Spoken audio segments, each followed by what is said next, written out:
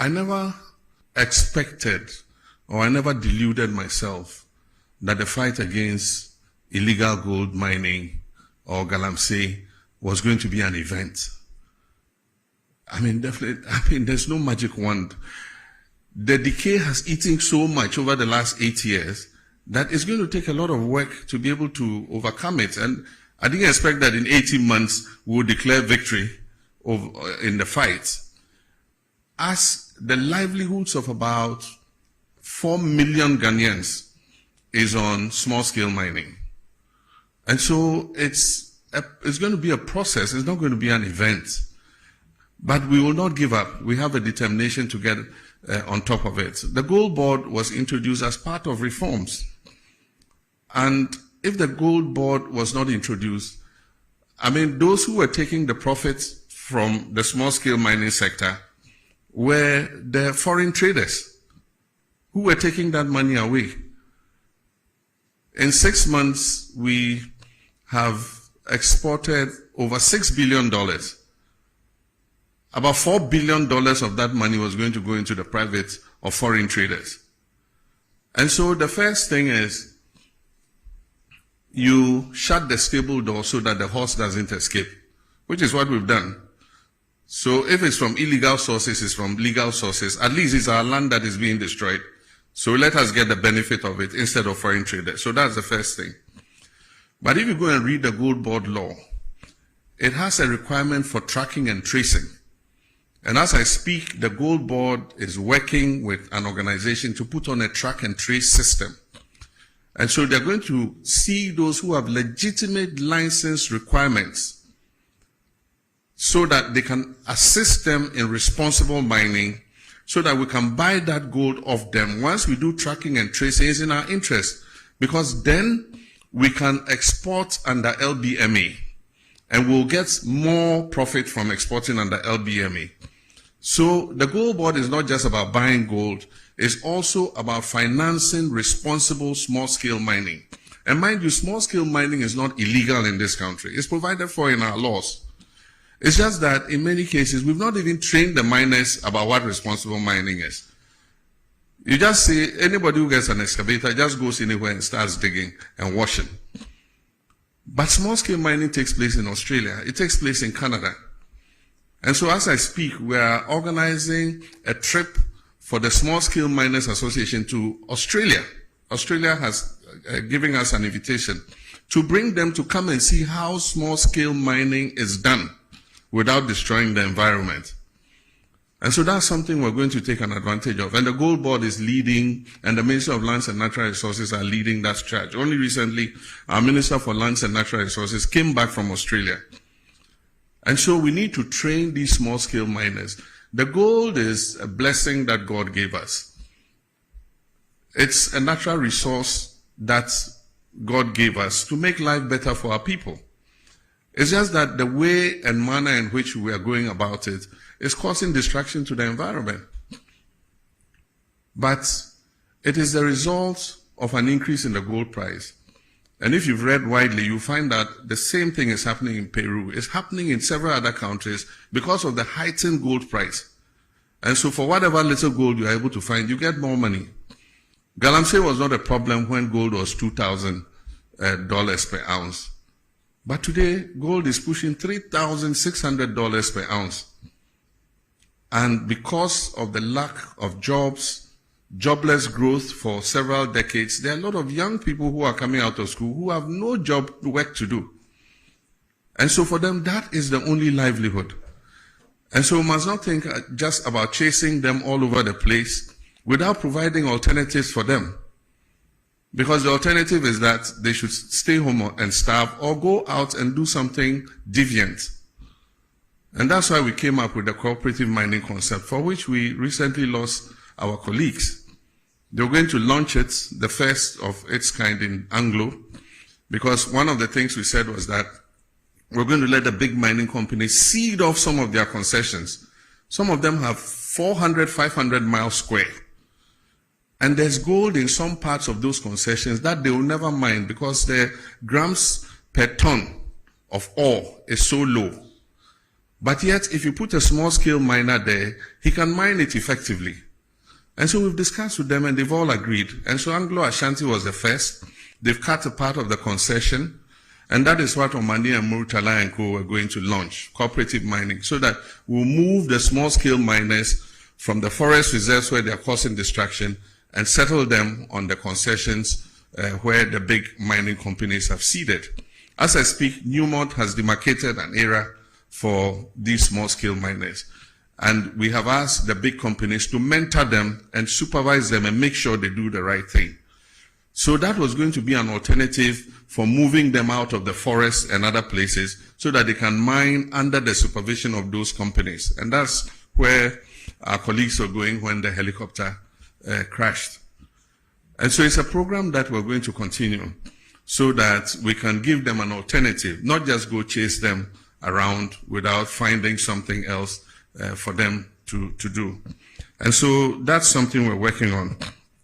With regards to excavators, we're enforcing the law that you must get the permits before the excavator is put on a ship.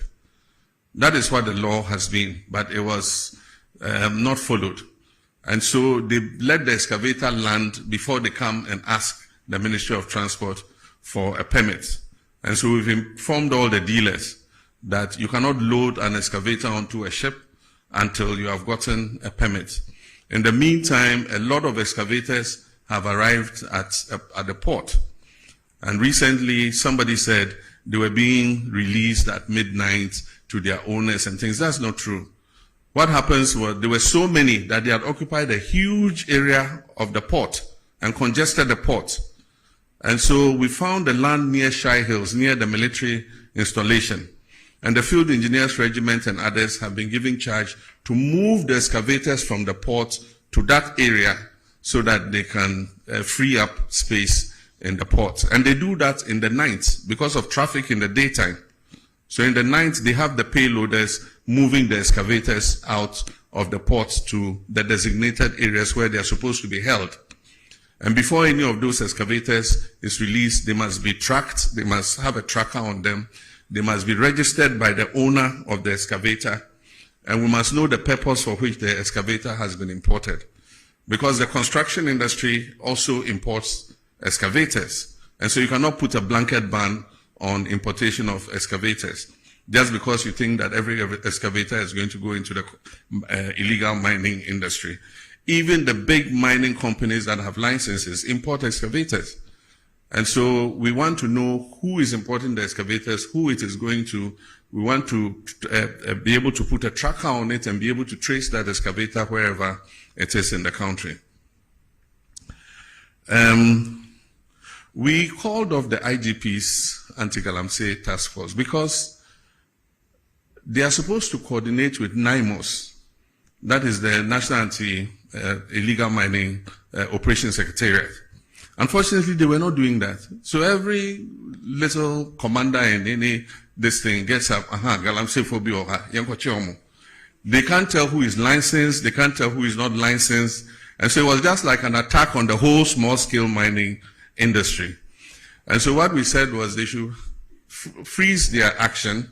They should synchronize it with the National Anti-Galamsey Operational Secretariat so that they can be directed exactly to where to go in terms of the anti-galamsey fight.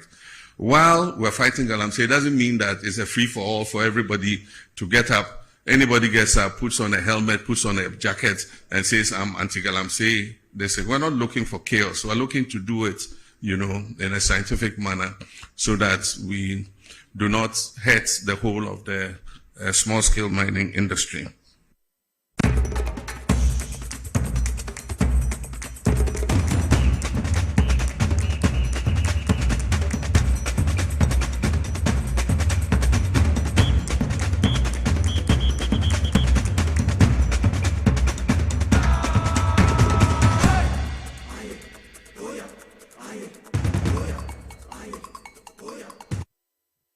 Ediba TVXYZ so baby a wo hwe me bia no memo akwa ba de ba power 97.9 FM baby a wo tie me bia ene efiada ene ya fufida nti me pa cho bebre dru fiada dia na ye weekend nti na krom ayehye baby a ayedin baby a wo bia no kacho nua bi na no so nkantre nua bi na monfento TVXYZ make out say what digital platforms so betumi ahwe dwumadi bi make sure free to air and I say ubetumi akosa live platform no so multi TV Thiggybox ubetumi ahwe bi was so channel no so wo call audio channel no so no so ubetumi etie power 97.9 FM was so bibia betumi akọ enkan ede amosa yes stream live on Facebook and social media platforms no Facebook and TikTok nina no ade yes stream live was so power 979 FM ubetumi ahwe etie dwumadi bi so na Facebook no so the same power 97.9 power 979 FM na ubetumi ahwe na wetie ebi wo so ye call YouTube ye XYZ broadcasting but don't forget say it sounds like TV XYZ Ghana no so ubetumi social media platforms no wahwe bi na wetie ebi kama sa Mayamfa asada kese ma otwedi ampo nyankopon say we bi osoro de amayende mayedidi mama ewie abeto menewo emprempre ye twidi mi ekosi 555 na dia amidi so ye Nicholas ya Owusiosen obetumi afra mekin elder Nicholas mamfa asada PAC asada modu emfema the production team omobo machidom mamede dwumadi bro Mr. Calvin Asante on the executive producer for the show meko MCR Yebehu Ora Ralph Jampo TV director Sasana birthday man Mr. Peter Cranton elder Pentecost elder ni my papa na yesu ya deaconesses and odina woda inti nedye after 6 no ampaye bedwa wo fie ha saso na yekɔ sound a yebehu Emmanuel Nete so ho Abbas Showske yeo Abbas so ho one a team no mo MCR dem ho a omoboa madwumadie no adem kamapa yeba cameras Mamenda Francis ase Francis so camera sa me hu wili sa so na me hu osofo prince ansana e man friend Eddie de bia no obekọ du fufu white Eddie so ha me call insesi a mi nua ba Lizzie and Elizabeth Tego on na we sie me ma ewie me tigira fe shine kama pa enti Eddie tene no emom mamemfa aseda PAC aseda modu emfema your listeners and your viewers any adofo amobeja me abra over the weekend me papa me hata na chikra o takrade Mr. Robert Nana Yorson aha dodo na friend happy birthday ebi so friend 1515 ebi so friend uncle Nana adia adofo bebre na nkasa na ebeja me hata me papa chi na aside bi nkoma Western Region chapter of the NDC omobeta mechi ye papa wo takrade saso na memfa aseda mu du we aseda kotompo aseda budibu pa enkoma ejumawura the chief of staff at the presidency by Mr. Julius Deborah dache hene papa medase papa wa me hu se no kra me papa efu de ba me papa so ho enti honorable Julius Deborah the chief of staff papa bebi obia nyame nhya woni wabusua ma wo hwere wo me hu nyina no nyame enhye mu medase na yosi na busua ne se ni so ma wo ye ma ye na ti papa bebi obia no na sekese enkomo honorable Julius Deborah na sekese pa enkomo saso na the managing director de ma Agricultural Development Bank Dr. Edward Atosapon papa bebi a so wo bia no medase papa Dr. Edward Atosapon nyame nhye na moye na bro madre na menti ase so former regional chairman edema NDC Eastern Region Bismarck area Boating papa waso medase bebre Dr. Grace ayensu dankwa doc bicheche papa mama sister waso nyame enhiro bebre saso na honorable Ashamai honorable Daniel Kwesi Ashamai now the managing director and executive director the ma complementary education formally na from non-formal waso meda ase bebre alaji chokosi waso meda ase madina na alaji wo na ase kese nkomo honorable kwachi ana Peter ya kwachi aka former member of parliament de ma Amenfi Central papa mi huma menkancho meda ase papa nyame ensure papa bi so nkoma the current MP edema Amenfi Central yenua ba Juana Jan Kujo waso na sekese nkomo nti the former the current omuina eche doma me papa eni eche se empempem the MC and I say the mayor of Accra mayor miame boss me papa madina Accra mayor honorable Michael Nikpapo Alote Accra mayor me dawase papa me nkome me constituency Okan Quiz out me nda MPAC Ernest Adomako Kion of me bra woso me da say ansana chairman Yusuf Okai Quiz out constituency executives in penfo amoho nyina fosua mu nyina me da se papa wo ma mo ye ma me ni so papa chese nipa ne de ebebre nankasa na omo ye ade a ebro madwe na menti ase so osam hyeda afa me sheda etwegu na me she bobodin me sasa mo kwate kote ginya me transport union was circle fro circle mayor me da se wo no wife mama Jemima na kote mamu ye ma me ni so me damo ase ye pa ma menko Prestia Hini Valley na menda Aboso ward Aboso ward chairman ye friend chairman Osman Sofu Osman Dauda Michichao ana Daud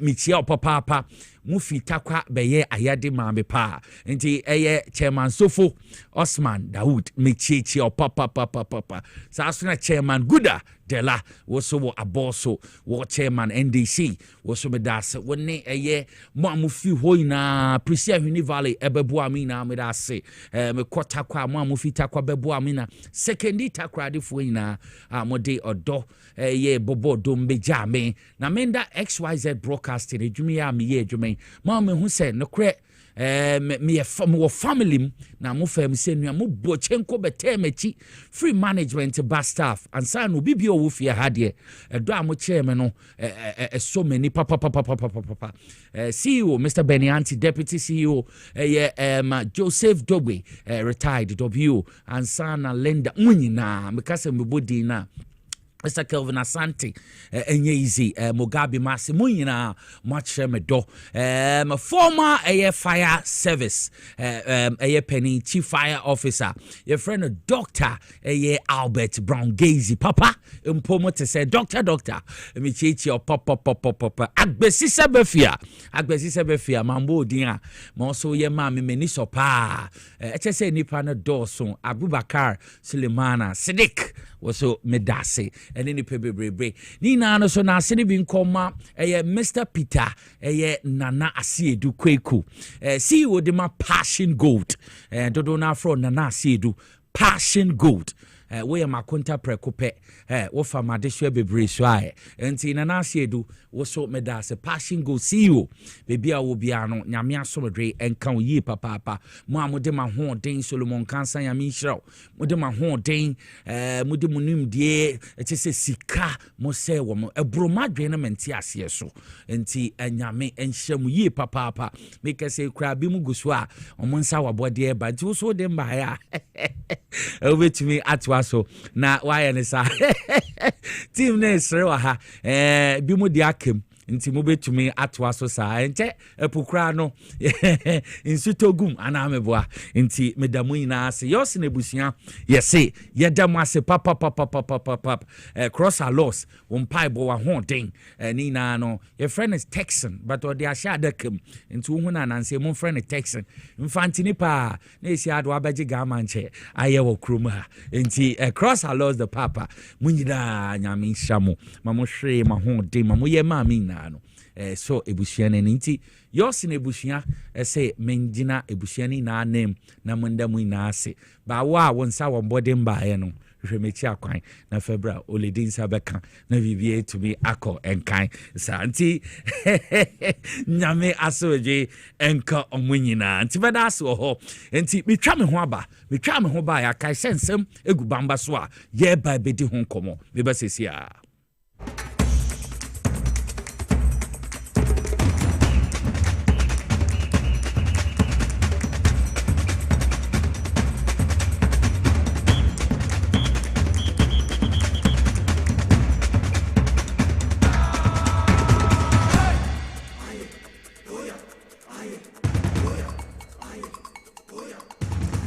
Mesama wakwa babiom the Bat TV XYZ so more serious note and sema egu bamba so na yeba ebedi enho enkomo na ensamo ho ye papa imom menye selfish catch you no bi na no so nkanche no bi na monfa channel no to TV XYZ tama me kan no digital platform free to air wo so so na me pacho bebre wo call satellite and so a channel so TV XYZ was so yanya na wo social media wo betumi ahwe dwumadi bi once again from Nicholas ya who's yourself which me from King Nicholas so and your radio so by which me from chief driver so nina mediatum na yako ye name sa na ye call in semno so the Bono regional chairman the new patriotic party dodo na friend abronye your friend Kwame Bafo ni dimpa ye Kwame Bafo na and that's so Kwame Bafo ya sign akase onkonkwatwa abankukum na 17th of September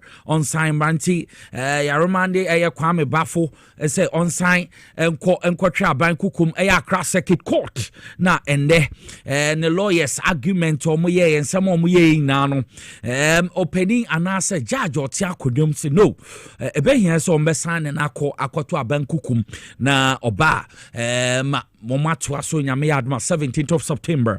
No obibe bisa say eba na saying abronye ne charge omode abone offensive conduct and breach of a public peace. Anti adiateno no yem forget ma dodo na kan sem omu kan nanim metene se nankasa Kwame Bafo abronye nim say nankasa okaye no offensive conduct and a breach of public peace anti and also metene no anti okay 19th September 2025 mo fencheme 19th September mum na enye 17th na obesan aba na obegina embrenim na emrana hwe so kwadem ana so obafia ni na no so omu aka ho asem enti yebekọ na yekotie na yahwe mfonyin no ma ekoso no yekotie ni na antie minority no after a court process no ma so omode tudwa Kwame Bafo abronye offensive conduct and breach of public peace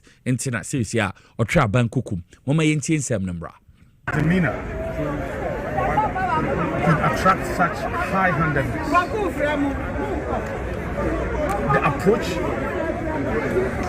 is bad. It's just abuse of his rights. You saw almost about 100 policemen fully armed to the teeth. Is he a terrorist? Has he committed treason? Is he a treasonable offense? Look, even when we were in court, we saw of a news item where Sofu Azoka, who has actually threatened to kill the minority leader, he was arrested, granted bail the same day, and he's been directed to appear before the court on the 12th of September also. In fact, we even have the constituency communications officer for the NBC in the Wapano, who openly said that they are looking for my good self, Honorable Anodompre, and the minority leader to kill, and that they after us. The video is viral. In fact, the new Patriotic Party officially petitioned the IGP, signed by the General Secretary. As we speak, we have not even received any official correspondence from the police. This is somebody who says that he's going to kill honorable of your market, honorable and my good self. And the person is still working free. And we have somebody who's been slapped with charges which are misdemeanor, and then the person is being treated as if he's a hardened criminal. Very unfortunate. Very, very. It looks like this unfair application of the law. The bias is becoming too much. We are going to rise up against this unfortunate treatment. It looks like state institutions being weaponized to humiliate the New Patriotic Party. Since 1992, when we started this democracy, we've gone through challenges. I think that under this reset dispensation, we'll see something different. But this situation of abusing human rights under the guise of ensuring law and order isn't that here nor there. If you look at the charges, these are all misdemeanor. These are charges that are not serious offenses. If you say somebody is publishing fake news with the intent to cause fear and panic, it's a mere misdemeanor. Then you again say that his conduct is offensive conduct and it breaches the peace. These are not serious matters, and I mean, Honorable Alexander Afenyomaken, minority leader. What's some waking? Say Obia or how minor some drink, some wakan. How minor some drink. Wo bekasa weye me Obia sabiwa unfunkable castle cano, unfunkable mumba, and some anya no crana wakan. Wo be waka say a mere assembly enya dio say funny serious. Medium minority leader ho yaw papa. We lawyer ni mapao. Huh? Honorable Alexander Afenyomaken, minority leader. We lawyer ni mapa. Shasama woka. Nipa na kansama. Ebe ha omaina somodwe. Nipa na kansama. Eya akohusem. Yamfan for dey say akohusem. Atro. What can he say?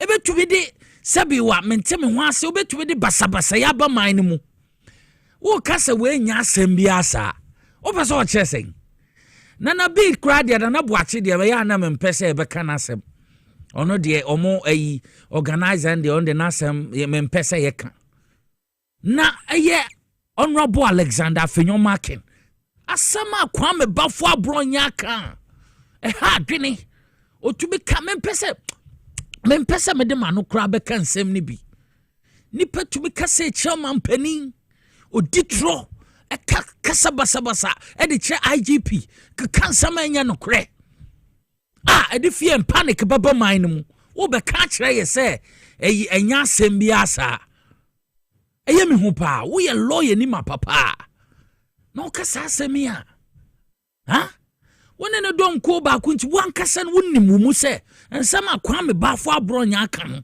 eya sama eboman eya sama ha oman na somdwe eya sama no kreka bi anim ebetum de basabasa ye kra ba man mu na e ka se we nya asem bia MPP we ni mu leaders omudi mu animu mu organizer ne eye minority leader asema MPP fo na bi ibi kra kase kwame bafo de kasa by heart de o say omotwe na so MPP fo na bi na ka o enya me amete he na meka MPP fo na bi omo se o kwame bafo kasa nye ehu ntwa enti omotwe na so eye mo aso be jan kasa yi na asem na nya asem bia hwa na kai enti ye hwe eye 19th September me be fi maba say si adone your friends and branding edi anti say omohwe mbrana no ho fan che obeba fie sa asem no so ye we di obekoso no ne eye mra no ako edi ono ankasa kwame no wesua law kakra anti sometimes no minim say o kasa onya kwanja no ti baby kasa say onwene sa ni basic law na waye no onfa ndwene ho na kasa by heart sa abronye mpese onyini memi ni ma abronye pa oso onyini ompese onyini kasa by heart wakasa by heart ya yo abronye saadi ejimi na wode ye we sesi ade aban sa kan obeko nko nti onko so ni ye friends embrani ndi se ekom na no ho fan che obeko fie anko fie so ana oni aban na kasa by heart kasa fin kasa basa we ye wo nya kwanja etena television social media moma yemfa musuade this time obi asori ana wafa camera si ne so no kasa basa TikTok Facebook no mu dimpenfo atem anti say si adem rani ye adwuma moma mbra no nkoso ye adwuma na wo so wonnim na wamfa suam ade na the camera si so no kasa by heart ma to kwame no ebi beto che ye hu sa to bi mu dada ti say si ano obi aso hwe ne ye yemfa musuade so the kasa by heart wo solo the camera si so no wakasa bia na wo kwa brand new bedi papa baby o se bia so national security for be foul na wankasa we hu se no ko ye je nti wo baka wasama wankasa so no nkonhye ani ye over to you na multimedia group especially Asempa FM momu host aye friend no Osaibonsu Obi mi amita kradini ne Kobna Asante aye friend no Omahene omugusu propaganda na omaye omadwene se endwuma pa aban papa aba na oye niema de abo oman no ne vision Ghana for asom se John Dramani Mahama wo enisu ade hu no nti wo de bo oman Ghana no menu anumi sometimes eto se bia no kra no wo ho so ya no ma hata omani no mo kan sem bia ehia na meti de se jandem adwuma yi a omo ye ya sa menu anum mienu etina radio so e kan sem bia edada Ghana fo e say oh Ghana fo mutie sa joy news fake news omo de ba e say excavators mama so twekọ anadwo nkakrakra ona his excellency John Dramani Mahama chiremu no excavators ne je kwan wo airport the port of Ghana me che Tema port of Tema wo ko excavators ne na agi kwan to ma yo ma dwene se military wo Kwasha Hills apem ho wo no omo twini na ekogu ho na asem bi ho a maka but yenuanom joy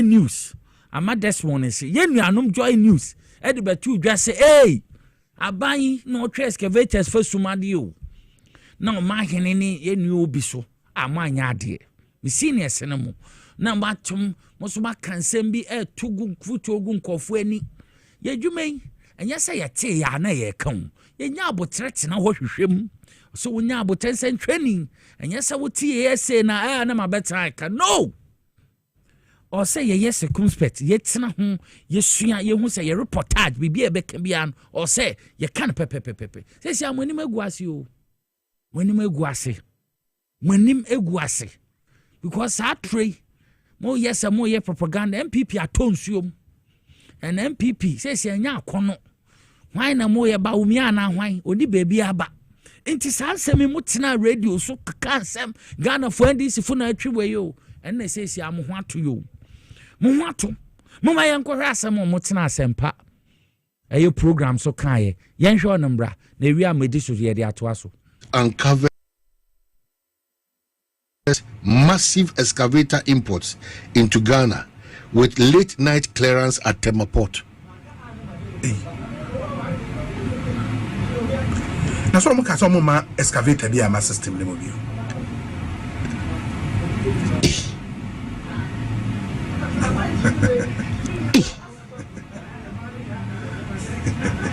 At the 24-hour economy, I shall say Portana.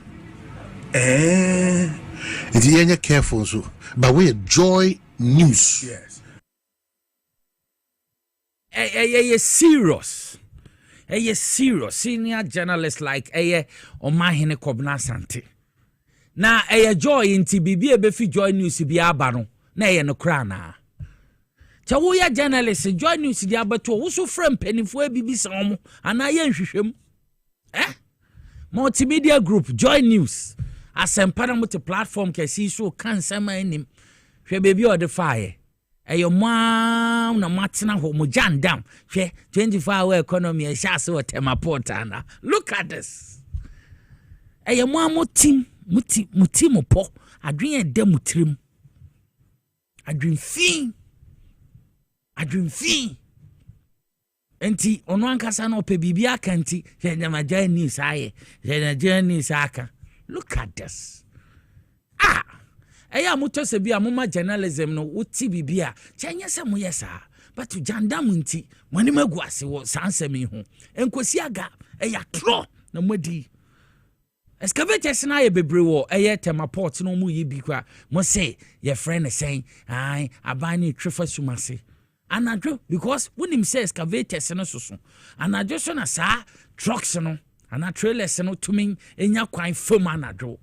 His Excellency John Dramani Mahama Kamwasem na mote ho propaganda mote ho mama agenda mo yama party bi ne mo nipa bi ti na mo kasa ansemi nim guase edwuma we no bibi ba bisa hwehwem enya se okoya na report na wo afa na wo kan no journalism no yesa na mo te treye woti bibi a waso hwehwem because asem ne no kre enya no kra na wabeton ho ka wi na obepa ho chewa na asede mani na ewu no enti de ate no sa janda mi aso mo ye sa kofi o mu pusi am MPP am no na ye hu na the transport minister Joseph Bukari nekpe ni din no wa chechim adinti excavator si ye move out from the port na ye di si baby na de kosi baby a ebetumi ama eho no so eni wo ho a ebedadin moma yenkotie ensem no emra. Yes, we have so many excavators as at now. Specific numbers, we will do another press release to bring the specific numbers. But I have said this severally, that the port is to do business and it needs space to do business. Keeping the excavators in the port was not helpful to us. So all we did is to move all of them from the port to the military installations. So if you watch on daily basis, they keep updating me with the numbers that are being moved from the thermal port to either Marshall camp, either 37 or Bama camp, or the 49 engineer regiment or the Teshe camp. If you go to all those military installations, you will see a number of the excavators. But I would have to, they have to update me since yesterday and today, the numbers they are taken out of the port. Mind you that our port services are supposed to run, or we are now running our port services 24 hours. So at all times, if you go to the thermal port today, work is going on. So the excavators, some are being evacuated in the night, others are being evacuated during the daytime. The good news is that all of them are in the military installations we are talking about. So if somebody has seen excavators being moved from the thermal port, it is just that we want to decongest the port, and we have space in the military camps. That's where we have arranged with the military to give us space to move those excavators there.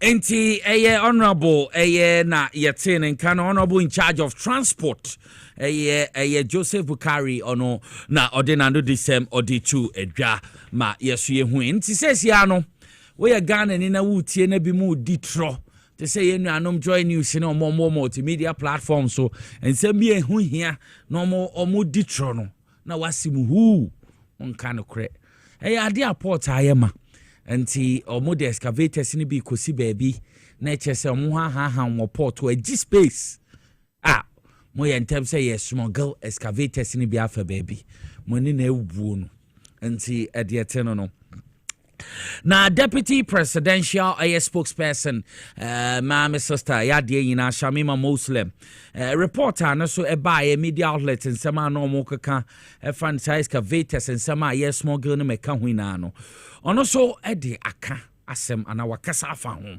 mepese ebekọ ne akohwe ye nua ba Shamima Muslim deputy presidential spokesperson ono so nsema odi tudwa.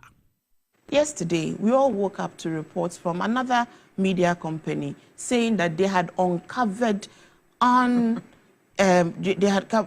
huge numbers of excavator imports, and they had also uncovered the movement of these excavators in the middle of the night. As far as 25th August, the Ghana Ports and Harbors had given out a public announcement stating that there's this operation happening.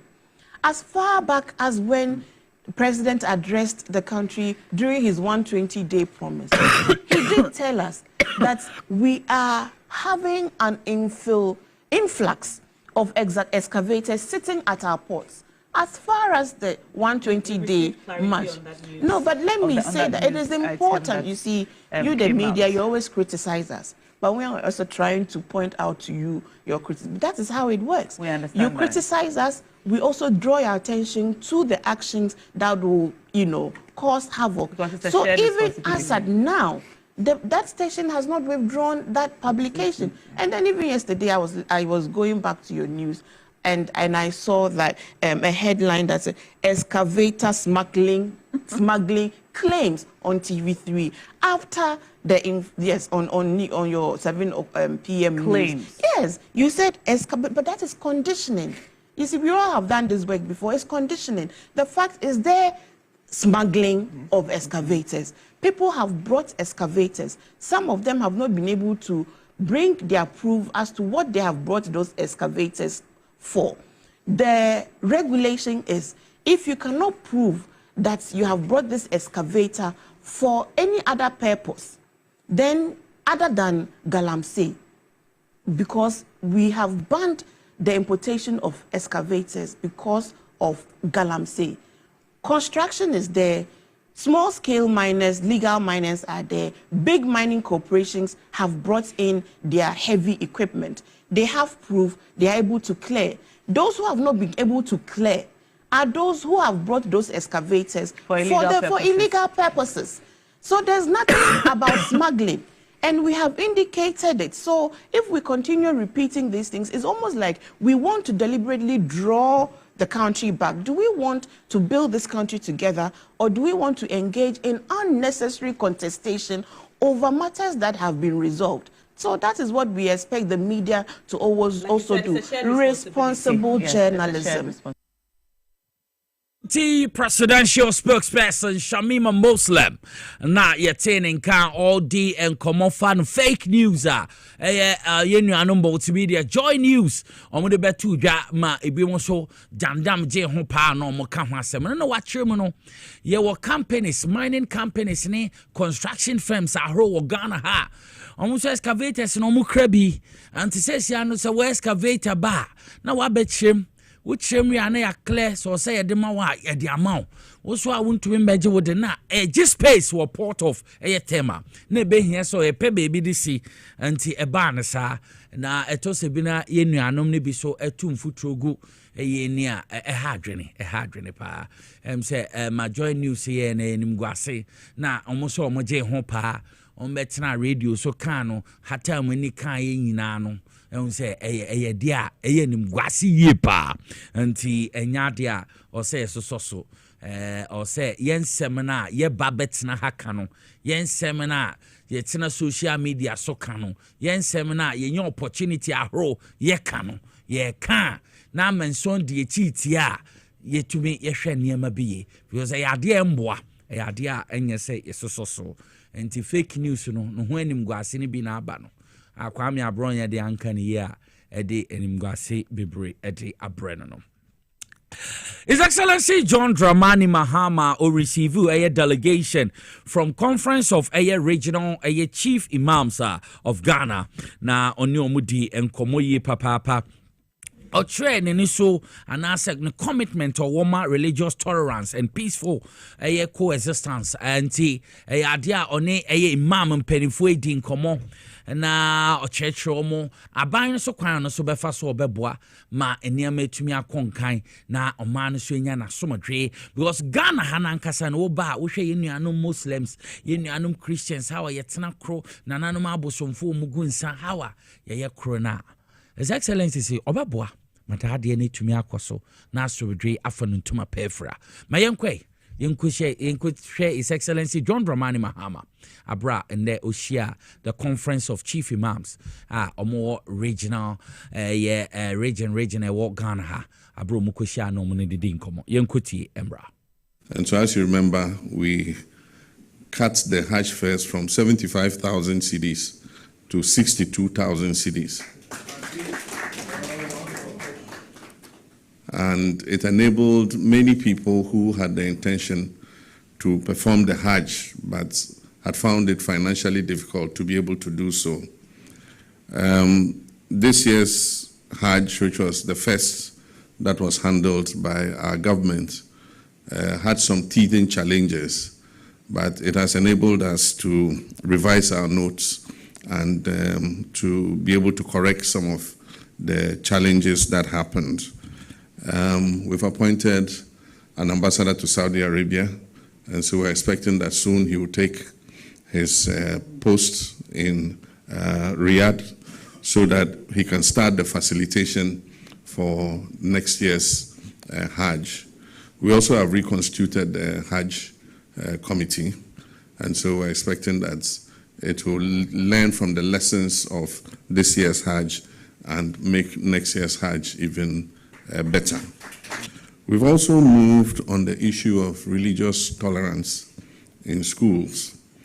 Ghana is a nation of diverse religions, and one of the things our Constitution guarantees is the freedom of religion, freedom to worship, and freedom to express one's religious identity. It is all captured in the Constitution. And so there should be no grounds for religious discrimination, either on the side of Christians or on the side of Muslims. There are times where you find a secondary school, which is a Muslim secondary school, Ahmadiyya, Ghana Muslim Mission, or some other mission in a community. And so if children want secondary education or even basic education, that is the only school in their community. So they might be Christian, they might be Muslims. And so it doesn't help that if Christian children are in a Muslim school, they should be forced to adopt Islam. The same way as if a Christian school is in a Muslim, dominantly Muslim community, it should not compel the students to not express their religion. And so we've had those discussions. The Minister of Interior has led the process, and we've signed some MOUs on religious tolerance in especially mission schools. John Dramani Mahama Onona Yete Enenkano Odin Eye the Conference of Regional Chief Imams of Ghana Omukoshi Anuni Din Komono no the two dra Sessia de Hajj according to Konkronwa Yenu anu Muslimi foto no Obosemo Kena or Babi Shemo Kena Papa na afi mekɔ no next year crowd ye ebesene this year or church na say so obehɛ no na eye mission schools no obetena esi school we ye nguma ya afi ne mekeka ho saa niema no ni na no ya de omohwe na saa niema ni na omudi atutu yie tie nka yakoma ntu yeyem saa somdwe na wo bagana ha ewo yenuanu muslimi ene e kristofo ntem ewo yenuanum nananom abosomfo ewo e kristofo ne muslimifo ntem saa de no bekoso saa de no ebekoso saa oya na makai sunyan asorbi ni eye muslim eyi so eboy omutumi babesa ha we so mo ya no makosa wa ha eche say ya somdwe for pa enti de etene no baby adri say Dr. Agbezo wa ha me ne be kokodi enkomo edru baby sa na bi mo pese omo yi omo channel no fi ha but me pese obehwe bi because Dr. Agbezo ye obekese oyobi a wa bini yi papa mema ne bi ho a wo shasi yi but ya na mpenye ne ba ne yeduane ye dia na ho de na kofom kakra obetumi aboa ema no so ho nya atenkada infections ya sa gonorrhea ne syphilis candidiasis mi ema sa edena nyame ehira so a eboa ma eye ade a yen kyerɛ nso nyame nkuto ɛma sɛ ye fa so de wo ye de ye nneɛma bebree no na ye de ekyire no munya bi no ɛbɛboa wono dɔfo kɔmpem anasɛ biwa ade atumi ye badroom ma ɛbɛyɛ na kyerɛ yi na sensane ɛne ade infections nti oba sɛ bi ofi obi dem ana ofi dem kra na agye ho nyina agye ɛyɛ friends nneɛma bi o infections ha adwene ne yare ahoro nyina no Dr. Agbezo obetumi aboa nkran ha de kwashima close to chief palace so na dowenya no so ubehu no ho kasa ni na wo doctor nti mama doctor akwaba na mo wo man ndefie on fe mayen. Yes, no man has an expiring date. Be man wu ya be man yeden enwu ye moto no na ye kira kwan no enkran ye wo ho Kumasi ye wo ho Tema ye wo ho na yade be na Dr. Agbozo anasa Agbozo Herbal Clinic ye sane pa yi we ahwe ye yade ba ko ye sane kase yi pa we ahwe ye no ma me sha se ti se de bia me ba me ka se obi a se bi oja ne na ya na ne kokobo epi no eno no ye yade a ye sane yi papa kokobo yade team yi kokobo yade bema ana oba ana akora uja wona ya kokobo sebi previous na epie aba na abeto kokko na wi a obepia akohyimu no se wo saa yade yi bia team yi pa femi waso ye se wo saa yade ya me kan bi a ye kokobo problem a brofu kasem ye friend hemorrhoid ana hemorrhoid na o de baba Agbozo Herbal Clinic ye nchen ye be mo wadura mo anum e ma saa kokobo no sebi esa akohyimu ma uja wona ya empie bium it is a wo saa problem ya me kan ye hemorrhoid kokobo problem se unhwa me wo TV no so abosi ye numbers no eguase na mom no se uni TV ni bi na uti mo radio so a ene na eno so mebobɔ numbers no na wafa na wo saa ha uni bia wetu anamo aba Agbozo Herbal Clinic ti edini ye Agbozo Herbal Clinic na beba se hemorrhoid how ana se kokobo problem na wo a me pa chaw uja wo nan na wo kokobo ba wo mo kokobo no de tie nie obi ohano mu a wokokobo no empie na ansa na beba bedi ka ma nsonso wi ana se signs and symptoms wi obosa uja wonan na moja kakra ewum eba sa ibu ana oyem etaitim pa se be oyem tim na wampa fedra entumi enko ade Agbozo Herbal Clinic yesa sa problem ni ye papa intino se o hweme na sebi previous o wo sa problem bi era hemorrhoid no so etumi ma usisi eye wo ya kokobo yade no osisi betimi aye o ye papa wa hwe ya obeka se bi obi kura na aye obi ana se watia bibi so nti se kokobo no hawo na o kokobo ya na se anus na rectum no problems ahe den aba ho ana se hemorrhoid ha adwen bia obu a jane na wi ana nan no ne to emu hyehye no hwim obetwe be 10 minutes to 15 and sana sa de na ja nti se do time so se bi obeja ne nan kura na osuru Fabra Agbozo Herbal Clinic ebe mo adranum ama hemorrhoid problem na edaw so no ebeko emebium ye be ye wadru papa ye wo ho adru ntini yetu yensa e de afra wo Ghana ni bia a wo hweme se wo enkran ha no mo a ye ben kwahyeman ahemfie no obe frɛ me e wo 0241 75 0282 0241 75 0282 one crying about frame was 0241 75 0282 Kumasi Ashanti region 0553 417752 Ashanti region is 0553 417752 Tema any important community 25 Savannah Junction Kumasi your Ditchem so Tema community 25 Savannah Junction is 0557 40 2696 to the numbers no egu screen so ayachichim yade pa erectile dysfunction and member no manyina komanim 60 70 years otimkwam and I say oya branch na utim from the age of 20 years akokopim 40 premature ejaculation and ya wadwendwen ebia why masturbate da enti ama hormones ni nyina no aye weak entumi ema on last one obasre masabi de bia no de editwa wompo ase ye ka mema yes aboaje inso na make say aboaje bi hye bia ne ho wonten papa yi enti me pa cho so oya bema na abrante na wo hwe me na wo de boss wa yiri me na ba bese na panyimpo na wo de na etimi sorry na ade ya na nim say unyini a na because of hormonal diminution in the system and I say hormonal insufficiency in intino obo say mema no sorry ebu a oni oba no kwakọ bibia na edum wi a obe try say obe sa restart obe ya emma and hormonal insufficiency and I say poor testosterone in the system oba agbozo herbal clinic Dr. Agbozo ye be mo adura mo akonum na a revive bibia ma ye no e ya na ye pesa oba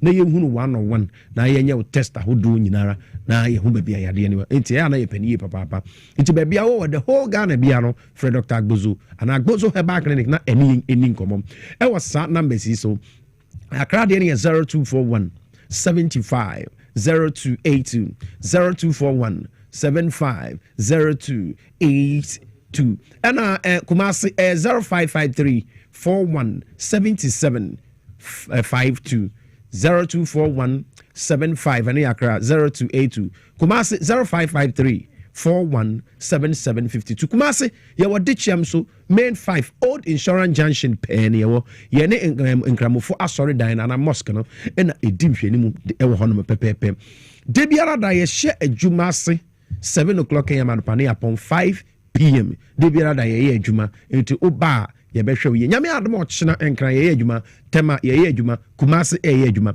enti to anamo so wo how we nyina bia obeba ye nche na nsuo tutoi hana meka rheumatism ne arthritis na penya ne mu ye papa obi won mo se me sasabro aba se sasabro ha untumi nanajo wo aposo nyina etwetwe na untini mu eye wo ya bra Agbozo herbal clinic ye nchen ye be mu adura mo akono mu a ebetibisi ntini mu na asa rheumatism ne arthritis na ma kama eto so was a problem bia bra na ye besa e de ama prostate enlargement yi e na me di de masem kwawi na tie me yi be ma ojunso nketinketi obi wo hono mu a wofoka from Accra to Kumasi otimi junso 20 ansa no adu obanso asa e basa e ha adwinye papa enti se prostate e ma otimi junso nketinketi junso no entumi ma ujunso ana emu ya abo ana wa ya ase ya ni nyina de se ya de e na e ba oni peduem na de bia meka se odi from the age of 30 kra kona busumi miensa bia na busumi nsia na wo se ko check prostate mema no e boa ye papa because a prostate ho to chima e ha adwinye oni peduem it's not a prostate problem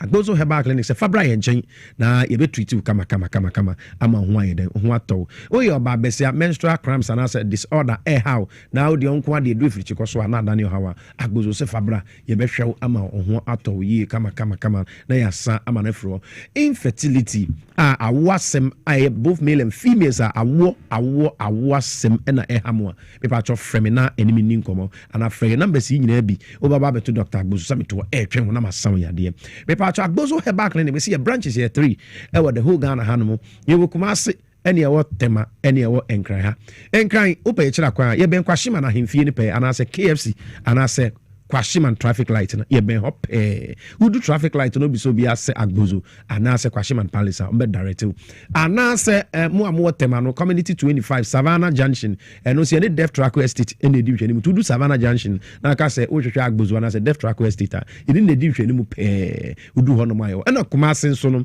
ye wo dichiam so main 5 old insurance junction ho enom na ye wo ye ne enkramofo asore dan ketua bi e wakwa no ho en edi bo se tonkonwa ho no mo asore dan honoma udu honoma ye direct opposite of Asori Dino Agbozo herbal clinic uvuremu a doctors phone wo ye be hwe kama enti me pa cho me be no aye bre am sorry enti se o won kran hanom a me pa cho frame it was 0241 75 0282 and say o Kumasi 0553 417752 and also be to me a frame and I owe tema 0557 402696 and to say oh sheme na be me biara out to me say edu anadwoa sabin preduasa ohunya din wompem me pa cho onko na mni na sa afere no se wan hwe yi a etimi wotimi ama sabi onya ade wo dem a upia bronte wadwene se obi ehu me wan so nko na onim se onya ade wompem ya ade ha memma yi papa enti bema biara de yenya ya nanka wa ho odi wompem no se etie ni nanka wo yire abonsem ama kama memma bi ho den shop money kra wa anyi a ya ye nkasa na emom so ho nya de wompem now chop money cry a cap 1 city cry a baby waji if you say sabi obano who say sawonya de won pemudia and then also butum kasa na de manage ho pano and it's obey ade won pep the black bozu na yen some ya de whether we so eden ho aba into whether we are women this is where e was so utimi kire emmasem na e man hu say oso wo ho oba bi wo man no so muntie me mo so mu ni atenka e ma bi wo ho no ma bebre infections hamo muntie me ye nte man no so unni atenka wo ha wukunu enti say wo ho na oyiri eni atenka onni ye bi no da ho bawe ehwe bani keke me pa cho twene bra agbozu na ye ma na duru infections etumi ma eyesa ema obabu na atenka eti kokra abema so ma ohunhwe ontehwe enti se emema no so mohwe na moyire no so wa mo so ontehwe wo mpamu a me pa cho mo so sexual weakness ema so sexual weakness yi papa enti obetumi afred Dr. Agbozu na onimi adink wa no abaye nchen ye wakwahye me ne benkwahye man Chiefs Palace mo am won northern region mo betumi abakum ase anaso me bankran men kan kire me se kwan wa bi mo am se doctor o kwan no wa pa cho yade eno eba efie chirichiri na eba na nso onim se o kwan ewa enti men fa ekwan ewa pa cho pedakro na bra be hu Dr. Agbozu na men san yade enti o voter region hon mu nyina na wo hweme a mudi mani be kire community 25 Savannah Junction mo be fresh 0557 402696 na mom no sa o Cape Coast Winneba kaswa hon nyinara side Medina Koforidua Adenta hon Odumase Krobo Soba nyane na mobetimi abankran kwahyeman na ma ba beji mayare sakama kama enti ekwan ne de enwa momra na momma meye emema mu enti medima asem no esi na aka kire wo se Agbozu ye da so wo ho etwen wo se ye be ma memma no aye memma penyi tabi se ba ese empemu agudi ana sexual life ye ni penyi ni akwara penyi bi wo ho no mo a wo ye ohun aduru ya ohun kra edini utimi ji mrante ye ge enti bomodi ase ubetumi de wani akire Dr. Agbozu me nchen na aba mrante no minute ahodo nyina ye be mamu bi na makugina so mamu ho aye dren papa yi numbers no frame ana ma me WhatsApp message ni yankasa 0241 ene akra enti mo am akra mo ben akra mo fra akra number no 0241 750282 ena mo amwo Kumasi osegrum nyame admo chena unshare ye na eni jumama mo kama 0553 Kumasi 41 0553 41 7752 eno ya Ashanti region eno no ena tema 0557 40 26 96 ye share juma 7 am na yapon 5 pm better I say so share me na utie me Ghana mpanyifo nyina metwam nyina sam same time next week say share me bio Dr. Agbozu na yete ne nka no to anamona corner doctor ntumemboa na me pacho bebre wo yare ni no ntu asema obekasa ki Nicholas Akai wabini yepa nti to America na ko Dr. Agbozu ho na ma ha otibia no ntumemboa na bibia ntumen konkai bebi adru yensembre mamen konkoje aboafo nkrato no enfembro na ye nkrato no wie a ye be nkonya atena so ye wo kodwo ye boa former youth organizer de ma NPP Ayawaso West Wagon ye betene nkasa so na ye bete Charles Makatenka ono so ye editor at the Hawk newspaper anti yankombre ye ba ye nkonya atena fom na nsema ho ne yedi ho nkomo be ba sesia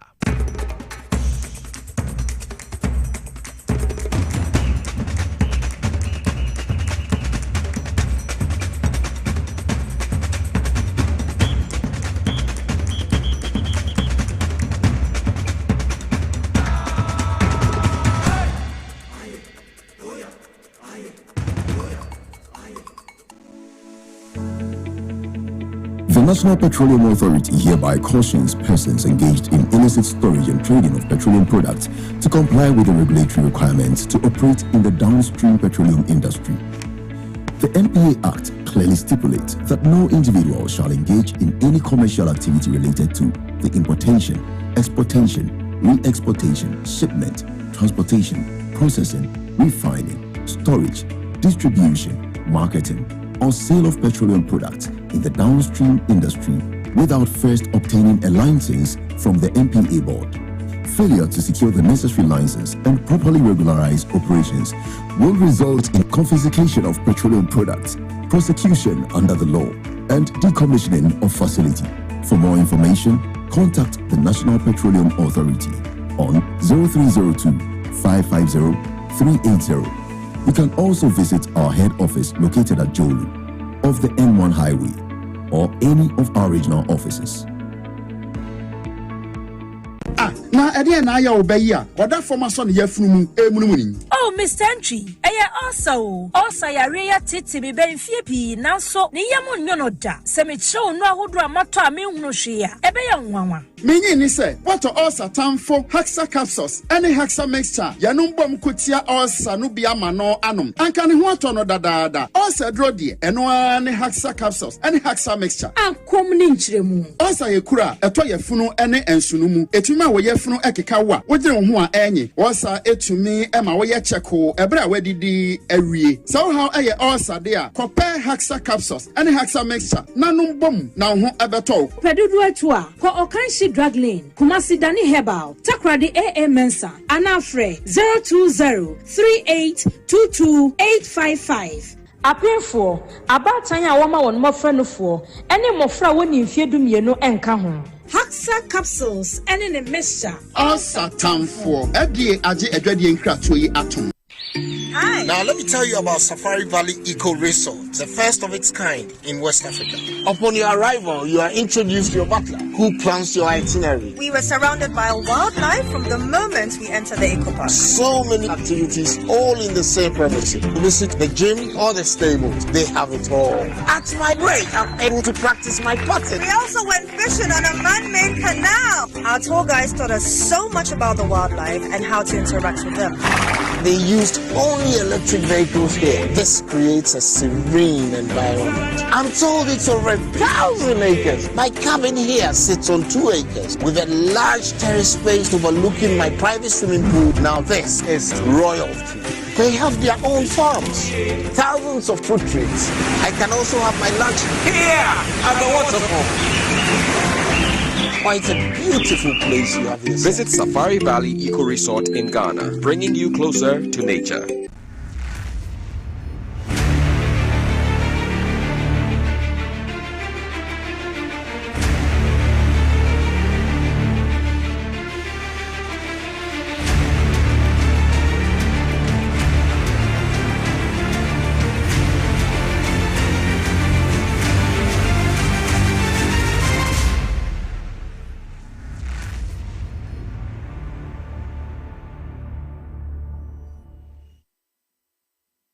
Brebo eye adwumada eboa eyam aduane eboa eyi nsa free ni peduanim na eboa woni pedua ma etena ho yi nanso wonim se niema a yedi na yenom timi ma brebo ye adwumaden sen pote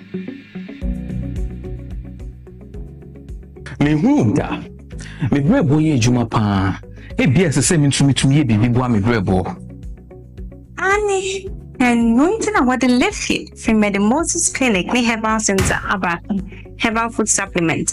What sits in pan the barber, ama a year jumayi. Now, any juma. Fatopa yenu, and no pani and numre. Na a boama brabo ye jumayi, send a beya, a bit me and yam a jania woody, and sissy ni pedianimo, a ye moving see. And no, I'm a brabo here. Ubenya Live Kid or pharmacy, herbal shops, ne supermarkets are a bell. So what do those way to up? Fresh 0244 06 8447. Live Kid, wow bread war, wow nipedia. A draw ye any mapping for a ma emma or man for, ne for our 1 year in fear to me. FBI JD crack we atum. The serene environment fits into the goal of the school, which is simply to provide excellent educational foundation for your ward's development before they commence primary education. At first glance, clearly you will see why the school is called Hebron Hills International School, as the building stands tall overlooking town. With a Montessori style, we have experienced and dedicated staff and trained teachers. Our small sizes classrooms are meant to enhance teacher-focused approach where children get one-on-one attention from the teacher. Hello there. We are open at 7:30 a.m. and school closes at 2:30 p.m. After school care is from 4 p.m. to 6 p.m. while early drop-off can be arranged at 6 a.m. Hebron Hills International School is located at Midyear off the Nsawam Road. Locate us with GP postcode GW0688 GA West and GPS code 06884870. You can contact the school and make further inquiries on 050-876-2375 or call the office directly on 0302-918768. Email us at hebronhills.school@gmail.com. Hebron Hills International School. Excel and shine.